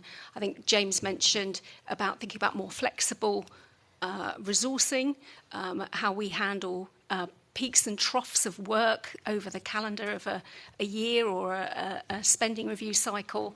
How we use AI to get more efficient internally. So these are lots of lines of inquiry. But so lines of inquiry at this point, and we're expecting an efficiency saving by nearly just over a year's time at the end of the next financial year. It's quite a lot to achieve. This is sometimes cultural change, transformational change, staffing changes. Are you actually going to be able to deliver that? Yep. Yes, we will. And it's worth saying that the second phase of the spending review starts in April 2026. Yep. But this is we're talking about some of these. You need to take some of the 2% decisions now to inform the budgets you're going to get, but also work it through. So yeah, look, it's not straightforward, and actually, there's a lot. The Treasury's full of brilliant people working really hard. So it's not like the duplication point is people are sitting around twiddling their thumbs. I don't think there's just a genuine question about whether you can bring people together more in some areas. But in terms of what we're also going to have to do, we're going to have to prioritise, and prioritising means doing less of or stopping doing some areas of work.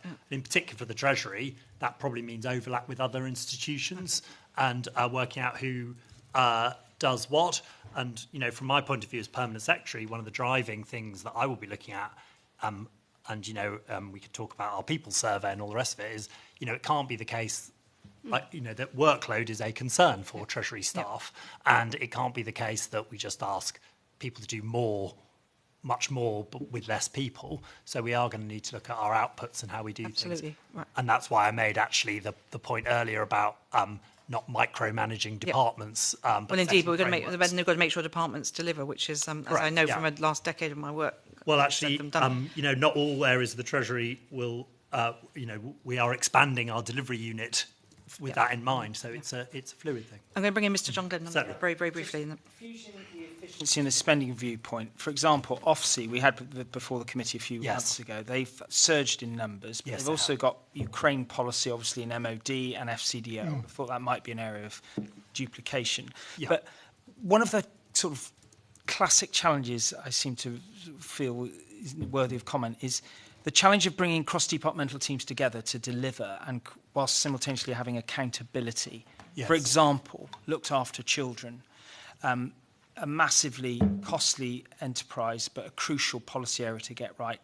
Is there anything you can say about both efficiency and the spending review that is going to deliver better outcomes in these knotty areas? And we had the Office for Value for Money came in that asserted some potential areas, reluctant to be committed to what they are. But is there any way you could give some more clarity on how you're going to embed better joined up government between departments to avoid this duplication as an ongoing activity, but also get some better outcomes? And perhaps touch on that with the joint bids to the spending review. Yeah. Well, so, and I think Beth mentioned this earlier. One of the other things that we're doing very differently in the spending review than in past spending reviews is to build in a stage which is much more cross-departmental, focused around the missions and foundations, but bringing together those departments who are kind of working on that area to make sure that all of the spending proposals and the spending plans fit well together, and that you are getting more than the sum of the parts. So this is the kind of, as the committee knows, the sort of classic joint bids or cross-departmental working problem has been identified before. This is our kind of primary answer to it in this spending review, is a sort of a new process built leading up to a series of ministerial meetings in those areas to make sure that things are kind of working in a proper cross-departmental way. That's focused around the missions and foundations. You're right, also the Office for Value for Money studies are also going to focus on areas which are perhaps sort of slightly lower profile than the missions themselves, but are like knotty problems which do involve a number of departments or a number of different bits of the sort of delivery architecture of the public sector to make sure that we are kind of making the most out of those. So that's what we are trying to do this time around. Thank you. Thank you. Just a couple of quick ones from me. One is that, of course, this committee has looked before at this issue, and when you have ring fencing of budgets, so we've seen a lot of money go into the NHS, then that's a political priority. So the politicians, ministers have decided the chancellor's decided that's a priority. But then, of course, that Department of Health could spend money, or if money spent elsewhere could reduce the number of people needing the health services. Social care comes to mind. Yeah. Is there any thought gone into the ring fencing issue and how, especially if you've got joint bids, you can actually have a bit more cross-fertilisation? So absolutely classic case. So that the health mission will be involving both the Department of Health and MHCLG and DWP and other departments that have an impact on exactly that. So that we can link up. But will it mean that money given to health could be spent, say, on improving housing, which would obviously have a major health impact? It's quite tricky to do that once it's gone into the department. That's at the process. That's at the point before we have kind of fixed budgets, and so that is deciding the balance of, in order to achieve this outcome set out in the mission in the programme for change, where do we think the best balance of investments is, kind of collectively as a government. Some of it will be in the health service, some of it will be in housing, some of it will be in social care and local government. So it's trying explicitly to think about that. That might involve pots of money where you do have dual keys, or you are kind of not just sort of straight allocating to the NHS, straight allocating to the local government settlement for adult social care. The process will allow us to do all of that. So we need to watch this space to see what happens. And Just, then I know you've just because you've pushed it for over a number of years. We are determined to make a lot of progress on reducing the number of central government grants going to local government, i.e. the number of small penny packets that do that, and we have a process in this spending review to try and do that. So on its own, that will save money, won't it? Much more flexibility in how it goes about things. So that would be a real trusting those local leaders to spend it as they see fit. And then I think the other side of the question, Mr. Smewing, before I pass over to Ms. Yang, is cost shunting, something that's been a bugbear of mine over years. So you end up cutting in one department, but there's an extra cost then shunted to another department. Yeah. How in the spending review are you going to guard against that?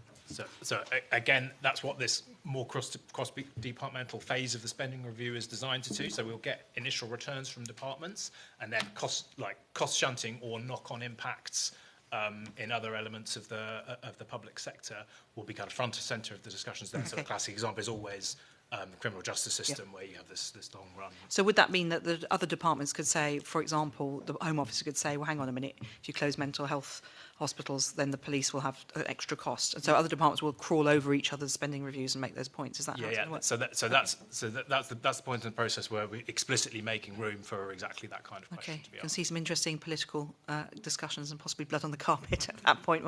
But thank you very much indeed. Over to you, Anne Yang, MP. Thank you, Chair. A quick question. Do any of the panel know which subjects the Office for Value for Money are looking at when they pick their, I think it was 3 or 4 subjects, 2 or 3 subjects that you mentioned to us? So the subjects that they are looking at are currently in discussion with ministers, so we should be able to kind of confirm them relatively soon. They're looking at things like the temporary accommodation thing mentioned earlier. We look forward to that. Secondly, I know that efficiency savings are a kind of a goal of almost every single government. Has there ever been reviews of previous efficiency savings and whether they led to a reduction in service provision? And I was wondering if you could say anything about in that. I see Ms. Russell is nodding.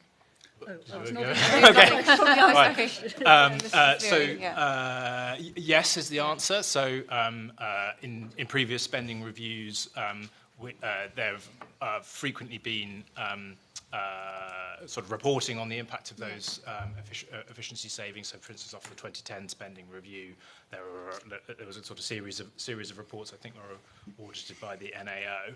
Your question goes wider, though, of the impact of those on services. That can be harder to get at than the question of have these efficiencies been delivered in the sort of relatively narrow definition of like, did we save the money we were hoping to save? It's a harder question to get at. I suppose the definition of efficiency savings, as I understand, is that you're trying not to lead to a decrease in provision. You're trying to find other ways of saving, for example, on the procurement side, on the cost side. Can I flip it round a bit? There's been quite a lot in the press this week about public sector productivity. In particular, the ONS released some experimental data on the NHS, and this essentially tells the tale of as workforce numbers go up, Yeah. that's not far from that being matched with public sector productivity going up. Actually, it's falling. And different people have different stats on this, and that's sort of understandable. But I also think another way of looking at your point on efficiency savings is the productivity of the public sector, and that really matters, and it matters to the Treasury. It matters because the output per better public services, and actually it matters to the whole economy because the public sector is part of the economy. So we will be looking at public sector productivity as part Sure. of it. I suppose I'm concerned about some sectors where productivity is more or less fixed. For example, you will need to have one teacher for every, say, 5 toddlers in a preschool. You cannot change that ratio very much unless robots become very, very effective in the next few years. That is not a policy proposal, I don't think. But so in those sectors, particularly in unprotected departments like funding for local councils, which fund social care, SEND in schools and so on, women predominantly pick up the slack and withdraw from the workforce, as we've seen during the pandemic when those services are cut back. Yeah. Is there impact assessment in the spending review for the impact on the workforce and in particular the impact on women and carers?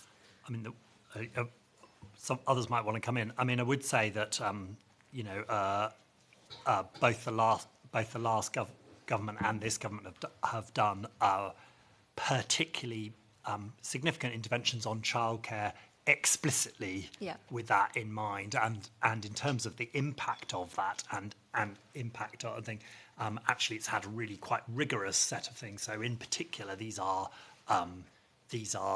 policies that we have put to the OBR as part of a fiscal event process, and debated with the OBR, and the OBR have taken a judgment on the impact that policy will have, in particular on people staying in or returning to work, and these are predominantly women, and that has been a drive, and they score that impact. You get a positive growth benefit. So if you like, the policy is, it's cheaper than it might otherwise be. And that whole way of going about policy and looking at those second round effects is a deeply important bit of progress I think we are making in how we go about policy. And so that childcare side of things. Now, obviously, the next step is has that come to pass, and are those interventions? Okay. Sorry, we just need to have slightly shorter answers because it's great that everyone's so enthusiastic. Ms. Yang, you're done. My last question is will you be conducting an equalities impact assessment, and if so, how long, how rigorous, and how will it be done? So there are equalities impact assessments of all of the policies in the spending review, so we will be doing that again. Okay. And they will be thorough ones, because there have been times when we've seen there is no equalities impact issue on recent bits of legislation I've seen over the last few years. But these will be more fulsome, will they? Well, there'll be equalities impact assessments that we've done in previous spending reviews, and we'll do in this one. Okay. And our distributional impact assessment that we do at fiscal events is world class. Thank you. Lola McAvoy, MP. Thank you, Chair. Just briefly, in the interest of time, there's a number of us on the committee who are very interested in the National Wealth Fund. So moving on to that, a Treasury press release states recently that the National Wealth Fund fueled 8,600 jobs in the last 6 months, unlocking 1.6 billion of private investment. Can you elaborate a little bit more on what happened there and how you've quantified those jobs, where they'll be, any more information? And also, just ask that first. I think then it makes it easier. So that's based on so the National Wealth Fund make deal by deal. They make obviously investment, the amount of investment of those deal by deal, and in a lot of cases they have specific job numbers attached to them. So we can. I've got a sort of whole list here of the specific investments, and we can provide those with the jobs where there are jobs attached to them. And I think that was for the period since the UK Investment Bank transitioned into the National Wealth Fund over the last 6 months or so. Okay. And on the National Wealth Fund investments, obviously we're talking about the scrutiny of public departmental spending in the previous section. What lens of value for money is the National Wealth Fund to be looked at through? So are we applying the same value for money tests on these investments? How are we testing the impact socially on the areas that are getting these projects? So they will look deal by deal at things like jobs created, but they're particularly looking at obviously filling a gap where otherwise private sector investment would not take place, and they've got a objective overall to crowd in private sector investment at a 3-to-1 ratio. So that is also a guide to where they would particularly look to invest. Have you got any examples on the top of your, when you're thinking about the National Wealth Fund and the success stories, have you got any examples of the projects that are particularly good for value for money or that you're particularly proud of as a department? I think one of the things that the National Wealth Fund has been accelerating its investment over time. So some of the particularly recent investments around investment in EV charging, infrastructure, investment in Cornish metals to reopen a tin mine again to support key sectors like electric vehicles. There's a particularly interesting investment they are doing alongside some of the big banks around retrofitting homes, where they are basically investing alongside them to encourage the banks to be incentivise the banks to be operating in that area. So that's just some of the examples, and they're obviously working on a pipeline of future investments as well. Great. And just a final one from me on that. The jobs created, I'm always interested in double counting of jobs and whether it's an existing job that somebody's... is it a job or is it a gig? So when we're looking at it, is it, if you're a construction worker, you work in gigs, you do 6 months on site and then you go to another gig, but that's the same person doing that same job. So just interested in that. I don't know the answer to exactly how that is calculated, but we can find out. Please, could you, because that is something every MP is always obsessed about, exactly how real the jobs are. Thank you. Thanks. Ms McAvoy is a great champion on that point. Dr. Jeevan-Zander, MP. Thank you very much. I want to also carry on at the National Wealth Fund. So I'm particularly in the German development bank, KfW. I'm not going to pronounce the German, but they... Go on. No.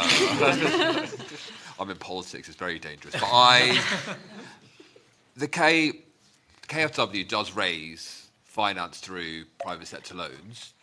Was that looked at as an option for the National Wealth Fund? Or private sector bonds, more accurately, but fine. Yeah, I mean, well... you're talking about whether the National Wealth Fund would itself sell bonds to the market? Yes. I think that was looked at, and I think it is allowed for in their in the legislation. But there is a kind of value for money test on how they source their financing, and it will tend to be the case. I'm sure that might be circumstances where it was not the case, but it will tend to be the case that it will be more efficient for the DMO to tap the markets using the gilt market, Debt Management Office. The Debt Management Office, and then on lend to the NWF. So it's a question of what's the most efficient way of raising the finance? Thank you. What would the treatment of bonds be within i.e. would there be a different treatment in the bonds within the fiscal rules given the liability accrues if it was out the National Wealth Fund, i.e. because you'd expect to be paid back in full, versus raising it through the DMO? So how it would work, so both the Debt Management Office and the National Wealth Fund are both within the public sector, so their liabilities would both score within the public sector, so there'd be no difference in the debt. The big difference with the National Wealth Fund is under the new net financial debt rule, the financial assets which the National Wealth Fund holds on its balance sheet would net off that rule. So it's not so much about where the debt is sourced from, it's about how the cash is used. And if the NWF has got financial assets which will be returning cash to the public sector, that's netted off. So then in one sense it becomes neutral underneath fiscal rules as long as they are productive investments as you'd expect them to be. Yeah. And we have a financial transactions framework around that, which I might want to say a bit more about, which is around making sure that we have control despite the fact that it is neutral from a financial liability perspective. I mean, it's quite an advantage of the new fiscal rules that it's a broader measure which takes on financial assets as well. Under the old PSND rule, for all intents and purposes, a grant was scored in the same way as a loan, as the same way as an equity investment. So the government was foregoing good investment opportunities. So, the net financial debt measure really is quite a step forward in that regard. As Beth says, of course, because they're neutralised, because you get the assets offsetting, we have put guardrails in place on the use of the financial transactions. There's always been a financial transactions regime across government, and that remains. But on top of that, for all financial transactions that are significant, they've got to go through an expert body that's set up and able to value those appropriately and do a good deal for the taxpayer. Yep. So like NWF or BBB or you. Just so you spell on National Wealth Fund or the British Business Sorry, Bank. Yep. yes, indeed, and UK Export Finance as well is another example. Now, the valuations between these assets can change over time, so they do need to be recorded and will show up in net financial debt. So they're going to be published every year. We're going to have a transparent report of that, and those asset valuations will have been done by the NAO, and then this report will bring them all together, so we're completely transparent about what's going on kind of under the bonnet of netting off assets. That's very helpful. I just wanted to pick up on where the Treasury has gone wrong previously with industrial strategy, which is to some extent having losers pick the Treasury, lots of policies changing, very top-down, and a lack of supporting investment. So here we have a brand new investment strategy, industrial strategy. How do you ensure that the supporting investments are going to be made? So, for example, the National Wealth Fund issues a loan for a gigafactory. How do you ensure that area has the skills needed, or similarly the transport infrastructure needed, as I think we covered briefly before? Yeah. I mean, as Beth outlined, it's a kind of 3-to-1 partnering with private sector money. And so in addition to what the government will look for in terms of making sure those investments are going to yield a return and be really good investments, you've got the private sector alongside, which will be doing their due diligence and challenge as well. So that kind of framework helps avoid poor quality investment decisions. The other thing I think that's really important about the National Wealth Fund compared to the UK Infrastructure Bank is going to be the extremely close working with mayoral combined authorities and regional government, and the National Wealth Fund are already kind of working alongside some of the MCAs to work up investment propositions. But then, as you say, there's then a broader conversation to have in that region or in that area about what else, how that fits into a wider regional strategy and the infrastructure and other things that you need to support those investments. Has your way of thinking then moved from, because at the moment it seems to be a quite case-by-case individual projects, but actually the industrial strategy is to transform the structure of economic activity both across the country by areas and by sectors. Is that a change in your way of thinking that is present, and have you found it easy to implement that across the organisation? So the National Wealth Fund will still look deal by deal at what makes sense to do, particularly in terms of crowding in private finance, but will be very, very focused on the industrial strategy and the industrial strategy sectors, particularly green energy, but broader than that in terms of the scope of and focus of where they want to invest. So I see that as being, I think that's going to be very much a guiding mind for their areas of focus. To answer your wider question, I'll do it briefly. If you take something like the Chancellor made an announcement about the Oxford-Cambridge corridor recently, that requires action from university sector, transport sector, a lot of water changes, actually sewage and water, a big part of that, planning and skills and all of that. So it's a good example of all that you need to do on, to affect change in that area, not just announce, a railway or a change, and a whole set of delivery with Lord Valence, making sure that it all actually happens. And I think, that there you're pointing to. This has been announced before, but what's different now? Thank you. Thank you. Thank you very much, Dr. Sander. John Glenn, MP. Yeah, the UK Infrastructure Bank, I was involved in passing legislation to set that up. It's still, the National Wealth Fund still relies on the same CEO, the same staff, the same board, the same location.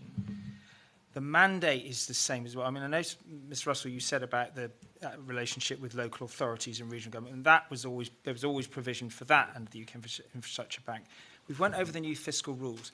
Can we just clarify for the committee's edification what is actually meaningfully different between the UK Infrastructure Bank and the National Wealth Fund? Because the National Wealth Fund, the headline number is still quite modest. What's the difference? So more money and a wider remit.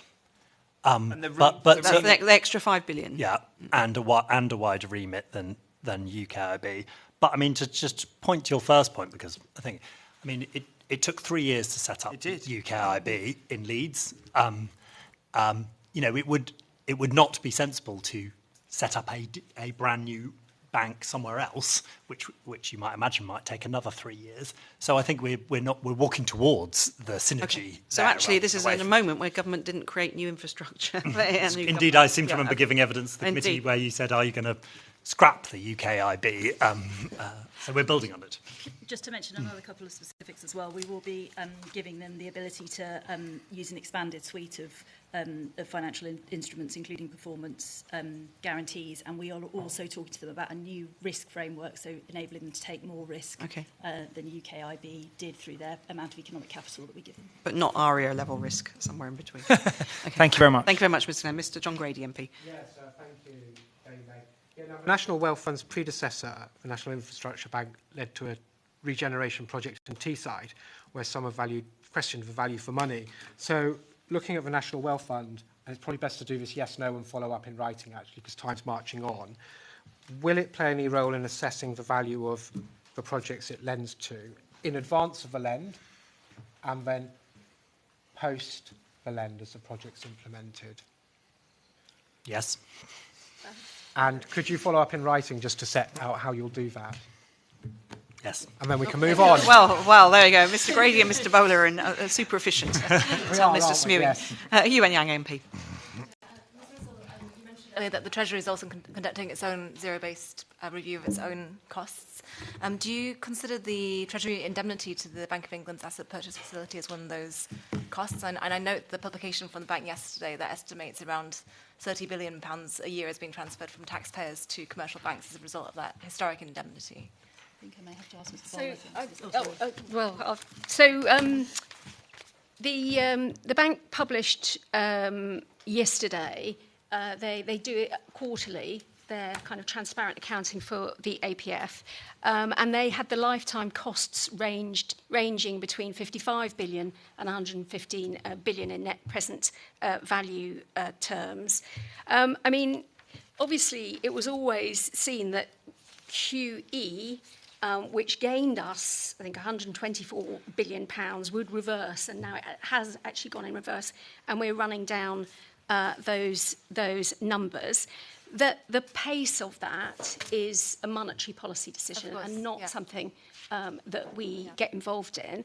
I mean, it comes to thinking about, the value of that. You have to think about what QE was for and the circumstances in which that... I'm not questioning that, that there was action that needed to be taken in the light of the financial crisis and so on, and the origins of QE and the indemnity signing in 2000, I think it was 8 or around that time, 2009 perhaps. My question is now, in light of the fiscal situation that the government is now in, and given that you're conducting a fresh zero-based review, do you consider that there's a value for money in this arrangement? And if so, what kind of value do you think is generated from that arrangement? So, I mean, standing back, the Bank of England's got a really, really important role to play in financial stability and monetary policy. So it needs to be financially secure. And the indemnity was a way in which we were able to move to make sure that they were able to use this extraordinary monetary policy tool. So, I mean, yes, that was the right thing to do, and we are in the process of that unwinding, obviously, but with some way to go.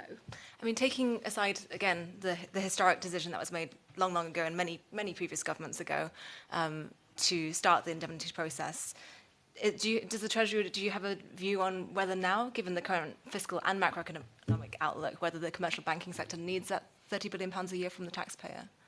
I think that is just a setup that was put into place for reasons that you obviously understand. And now that is a monetary policy decision, and that will roll down. And, I think, we would come back, I think, with the bank to think about, lessons learned in the future for extraordinary events like that, and how you would manage them, just as other central banks around the world are kind of looking at how they handled the similar events and the kind of impacts that that's had on them fiscally. Arrangements differ in different countries. I suppose my last question is, the reason I ask is because when we speak to the Bank of England about this, they will of course say, the impact on the taxpayer is not for them to consider, that's a consideration for the Treasury. And of course, what you're saying is that the monetary policy side is for the bank to consider, and I completely obviously agree with that assessment. No, fair point. My question I can see you would be going round in circles. I think the point to make, I think the point to make is that, the primacy is the Bank of England's monetary policy concern for them. Yeah. Subject to that, we are obviously asking them to take into account that, subject to all their monetary and fiscal and financial stability concerns being taken account of, what the best value for, and least risk for the taxpayer is in their arrangements. Sure. There's something going on with how the Bank of England will look at its balance sheet in the future.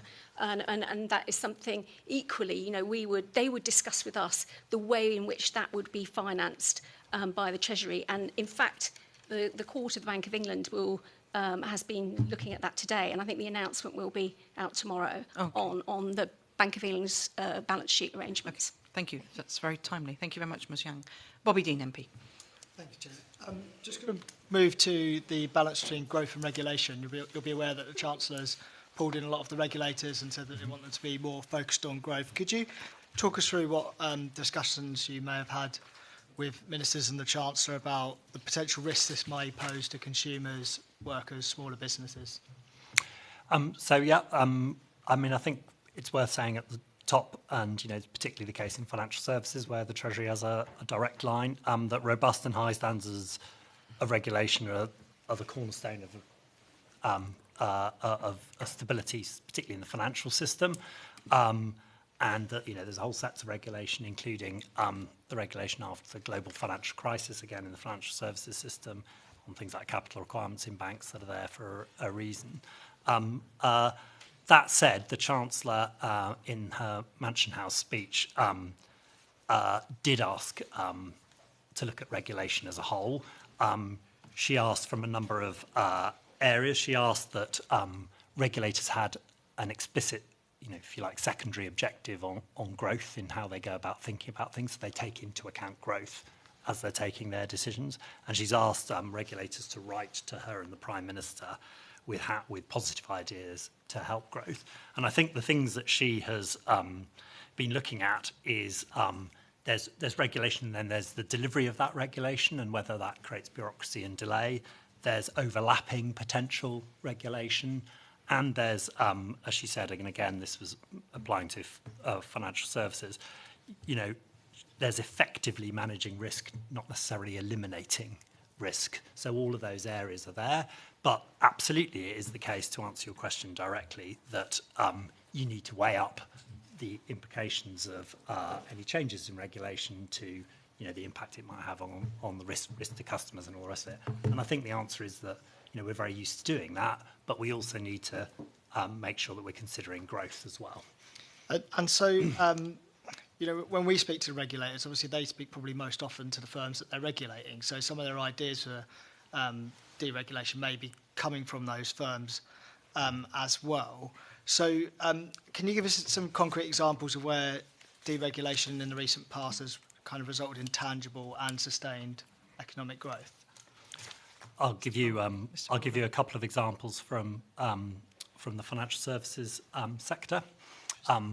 Firstly, there is regulation in place that says that financial services firms need to be very careful about giving financial advice to their customers. Totally sensible that is the case. Though the impact of this is perhaps bigger and more and more problematic than it might seem. So, for example, banks might be able to see that you have a large amount of money in your current account, which could be gathering interest if you moved it into a access savings account, but they can't particularly they are not allowed to particularly target their customers and suggest that they might do that because of some of the regulation there. That seems a bit counterproductive, so that's a good example. The second example, and I think an impact of our secondary growth objective on our regulators in terms of, in this case, the PRA and the Bank of England, is that we've passed two very large sets of international regulations in Solvency II and Basel 3.1. And I think Sam Woods would say that it is the growth objective and the making of the growth objective with both those in mind has influenced how the regulator has gone about that. So if you take the plans on Basel 3.1, there is a decision that the regulator has to take about which impacts, for example, how much banks can invest in infrastructure and how much they can invest in small and medium-sized enterprises. Obviously, the more capital banks have to hold in those areas, the less they can invest in those. And they've taken a decision which is mainly welcomed by the financial services industry, to be less aggressive on that than might otherwise be the case because of that, in particular, that secondary growth objective. So two examples. Yeah. We've taken quite a bit of evidence and had a few discussions recently about what's happening in the motor finance industry. Motor finance, yes. Yeah, and the absence or ambiguity of regulation has been something put forward by firms as for the reason why it happened, and consumers will say that they feel like they've been ripped off by collusion between firms. That kind of absence of regulation, it doesn't seem to be necessarily growth generating. It's just a transfer of money from the consumer to the firms. How are you going to guard against those types of measures being put forward?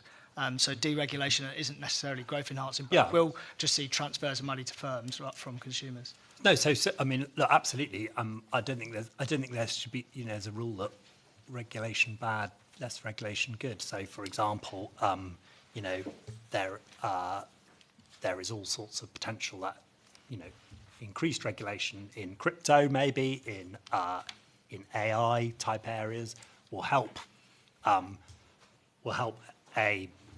the industry blossom because it's got a set of standards that it can go, and perhaps the UK as a source of investment, because the UK is well known as a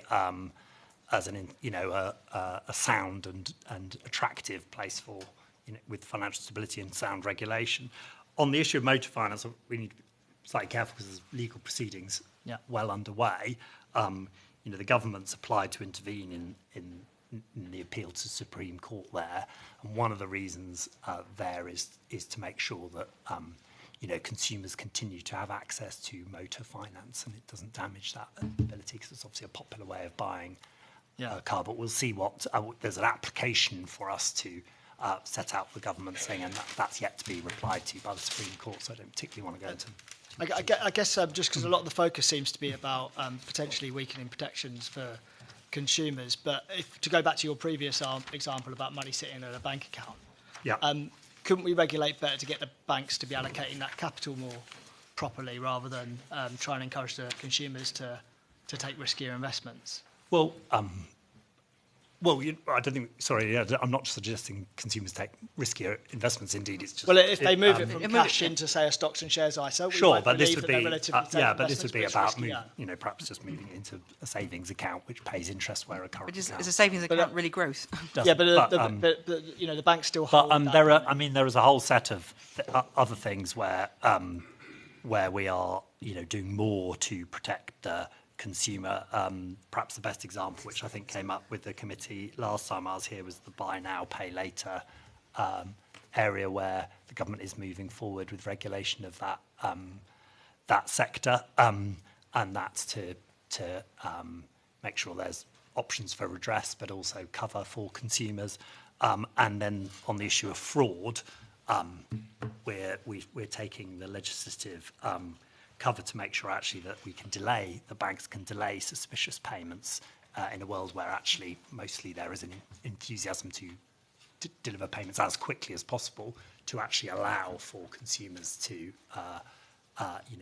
not make mistakes in that running and not have to have redress. So I'm trying to agree with you. Yes, that it is not the case. I mean, it would be helpful if you have any other examples that you could write to us about in detail. Yeah, I think you could probably get the direction of travel and going through it. Because I also read about the Chancellor having these industry forums, and there's been concerns in the past that kind of industry lobbyists obviously are very powerful, that firms are able to employ them and get access to the Treasury on a scale that's not really matched by consumer groups. So can you give us some reassurances about how much input consumer groups, unions, small business are getting to have either into these industry forums or through other avenues? No, I mean, I think they're part of the areas that ministers will be meeting regularly. There is a financial inclusion strategy that we are undertaking, and I mean, you see, in particular, the financial services regulators in front of your committee regularly. In the PRA and the FCA, it simply isn't the case that the government is But what proportion of meetings would you have with, say, financial industry representatives versus consumer groups? We'll have a whole mixture of them all. I don't know the exact percentage, but we'll have a whole mixture, and we'll make sure we see both sides. Thank you. Thank you. Well, thank you for that for now. John Grady. Yeah, just a quick, maybe we can be efficient and do a yes/no, Mr. Bowler. If I understood your example correctly, one of the rules you'd like to change to get some more growth is to enable banks to target people with large current account balances to encourage them to move them into interest-saving accounts. Did I pick that correctly? So there is currently, I mean, I can... We know what the rules I are. don't know how to do a yes or no answer to that one. You said that. We're just confirming. That's what you said. Have I understood that correctly? I think in coming back to the committee, if you could explain to us how that would actually work to get growth, because if I was a bank, I would think, let's keep it in the current account and not move it into an interest-bearing account. Yeah, so the FCA are doing advice on the guidance boundary review, and I can write to you on this for brevity. They're doing advice on the guidance boundary, and they're looking at the extent to which the current regulations are stopping people doing something that would be sensible for consumers, is the best way of saying it. Right. Okay. And that's not necessarily growth. It's sensible for consumers that they might get a return on their savings that they otherwise not get. I guess it's one for the letter, because I don't want to try their patience. I don't see the incentive of a bank if someone habitually keeps 30 grand in their current account doing nothing to encourage that customer to move it to another savings account, unless maybe it's some sort of longer-term savings account. Okay. Well, why don't we set it out, please? Okay, thank you, Mr. Grady. Chris Coughlin, MP. Thank you. Since the summer, the chair of the Competition and Markets Authority and the chief executive of the Payment Systems Regulator have left their positions. If the leaders of regulators regularly resign, if they don't agree with the Treasury's policy proposals, in what sense can regulators be considered to be independent? Well, I don't think they're resigning because they don't agree with the Treasury's policy proposals, the Competition Market Authority is not a Treasury regulator, but do you want to say anything? Ms. Russell? As Mr. Bowler said, the Competition and Markets Authority is a Department for Business and Trade regulator. I think it's really important that we have independent regulators. The Chancellor, agrees with that. I don't want to comment specifically on the CMA case because it's not not least because it's not our regulator. Sure, no, it's on that. Okay. Well, thank you very much indeed. I think we've had an interesting session. I'd like to thank our witnesses, James Bowler, the Permanent Secretary, Beth Russell, the Second Permanent Secretary, Sam Beckett, the Chief Economic Advisor, and Conrad Smewing, the Director of Public Spending at the Treasury. In summary today, we've heard some interesting evidence, and crucially, following reports of the leaking of or suspected leaking of the OBR's preliminary forecasts, I look forward to your letter, Mr. Bowler, we do as a committee, about the results of the leak inquiry. And we note just again for the record that you made no comment on the actual forecasts received so far. We heard about the ambition here in Darlington that the civil service staff based here can have comparable careers to staff based in Whitehall. However, we did hear there were some difficulties still about ensuring staff in ministerial offices can work from the Darlington Economic Campus. We also had some interesting discussions about the Green Book, yet another update coming after the last one, which took 2 years to implement. So we'll be interested in watching that with our sister committee, the Public Accounts Committee. We are clear, of course, that Beth Russell has offered to engage with the Government Property Agency on terms and conditions for facilities staff who work at the Darlington Economic Campus, which is something that's of particular importance to people living and working in Darlington. And we are looking forward to the publication of the names of the outside advisors to the spending review, who will sit on the external challenge panels and further information. And of course, there are a number of issues you're going to write to us on, Mr. Bowler. But can I warmly thank Beth Russell and Matthew Taylor and the whole team here at the Darlington Economic Campus for your very warm welcome to us. We've had it's really fascinating for us to come here. It is the first Treasury Select Committee outside Whitehall and Westminster this Parliament, and we think the first Select Committee hearing held in this place. I also would like to record my thanks and the committee's thanks to the broadcasting team from Bowtie for their work in ensuring this is available to the public, and to our colleague at Hansard for coming to Darlington today, and of course to Darlington Market, especially Mr. Blair, the greengrocer, for furnishing us with good fruit and veg to take home with us today, and to Lola McAvoy, MP, the MP for Darlington, who has really made this visit to Darlington super special by explaining to us all of the important contacts and arranging some of this today, and of course to the Treasury Select Committee team, as ever, who made sure things ran smoothly. Can I thank you very much indeed? Order, order.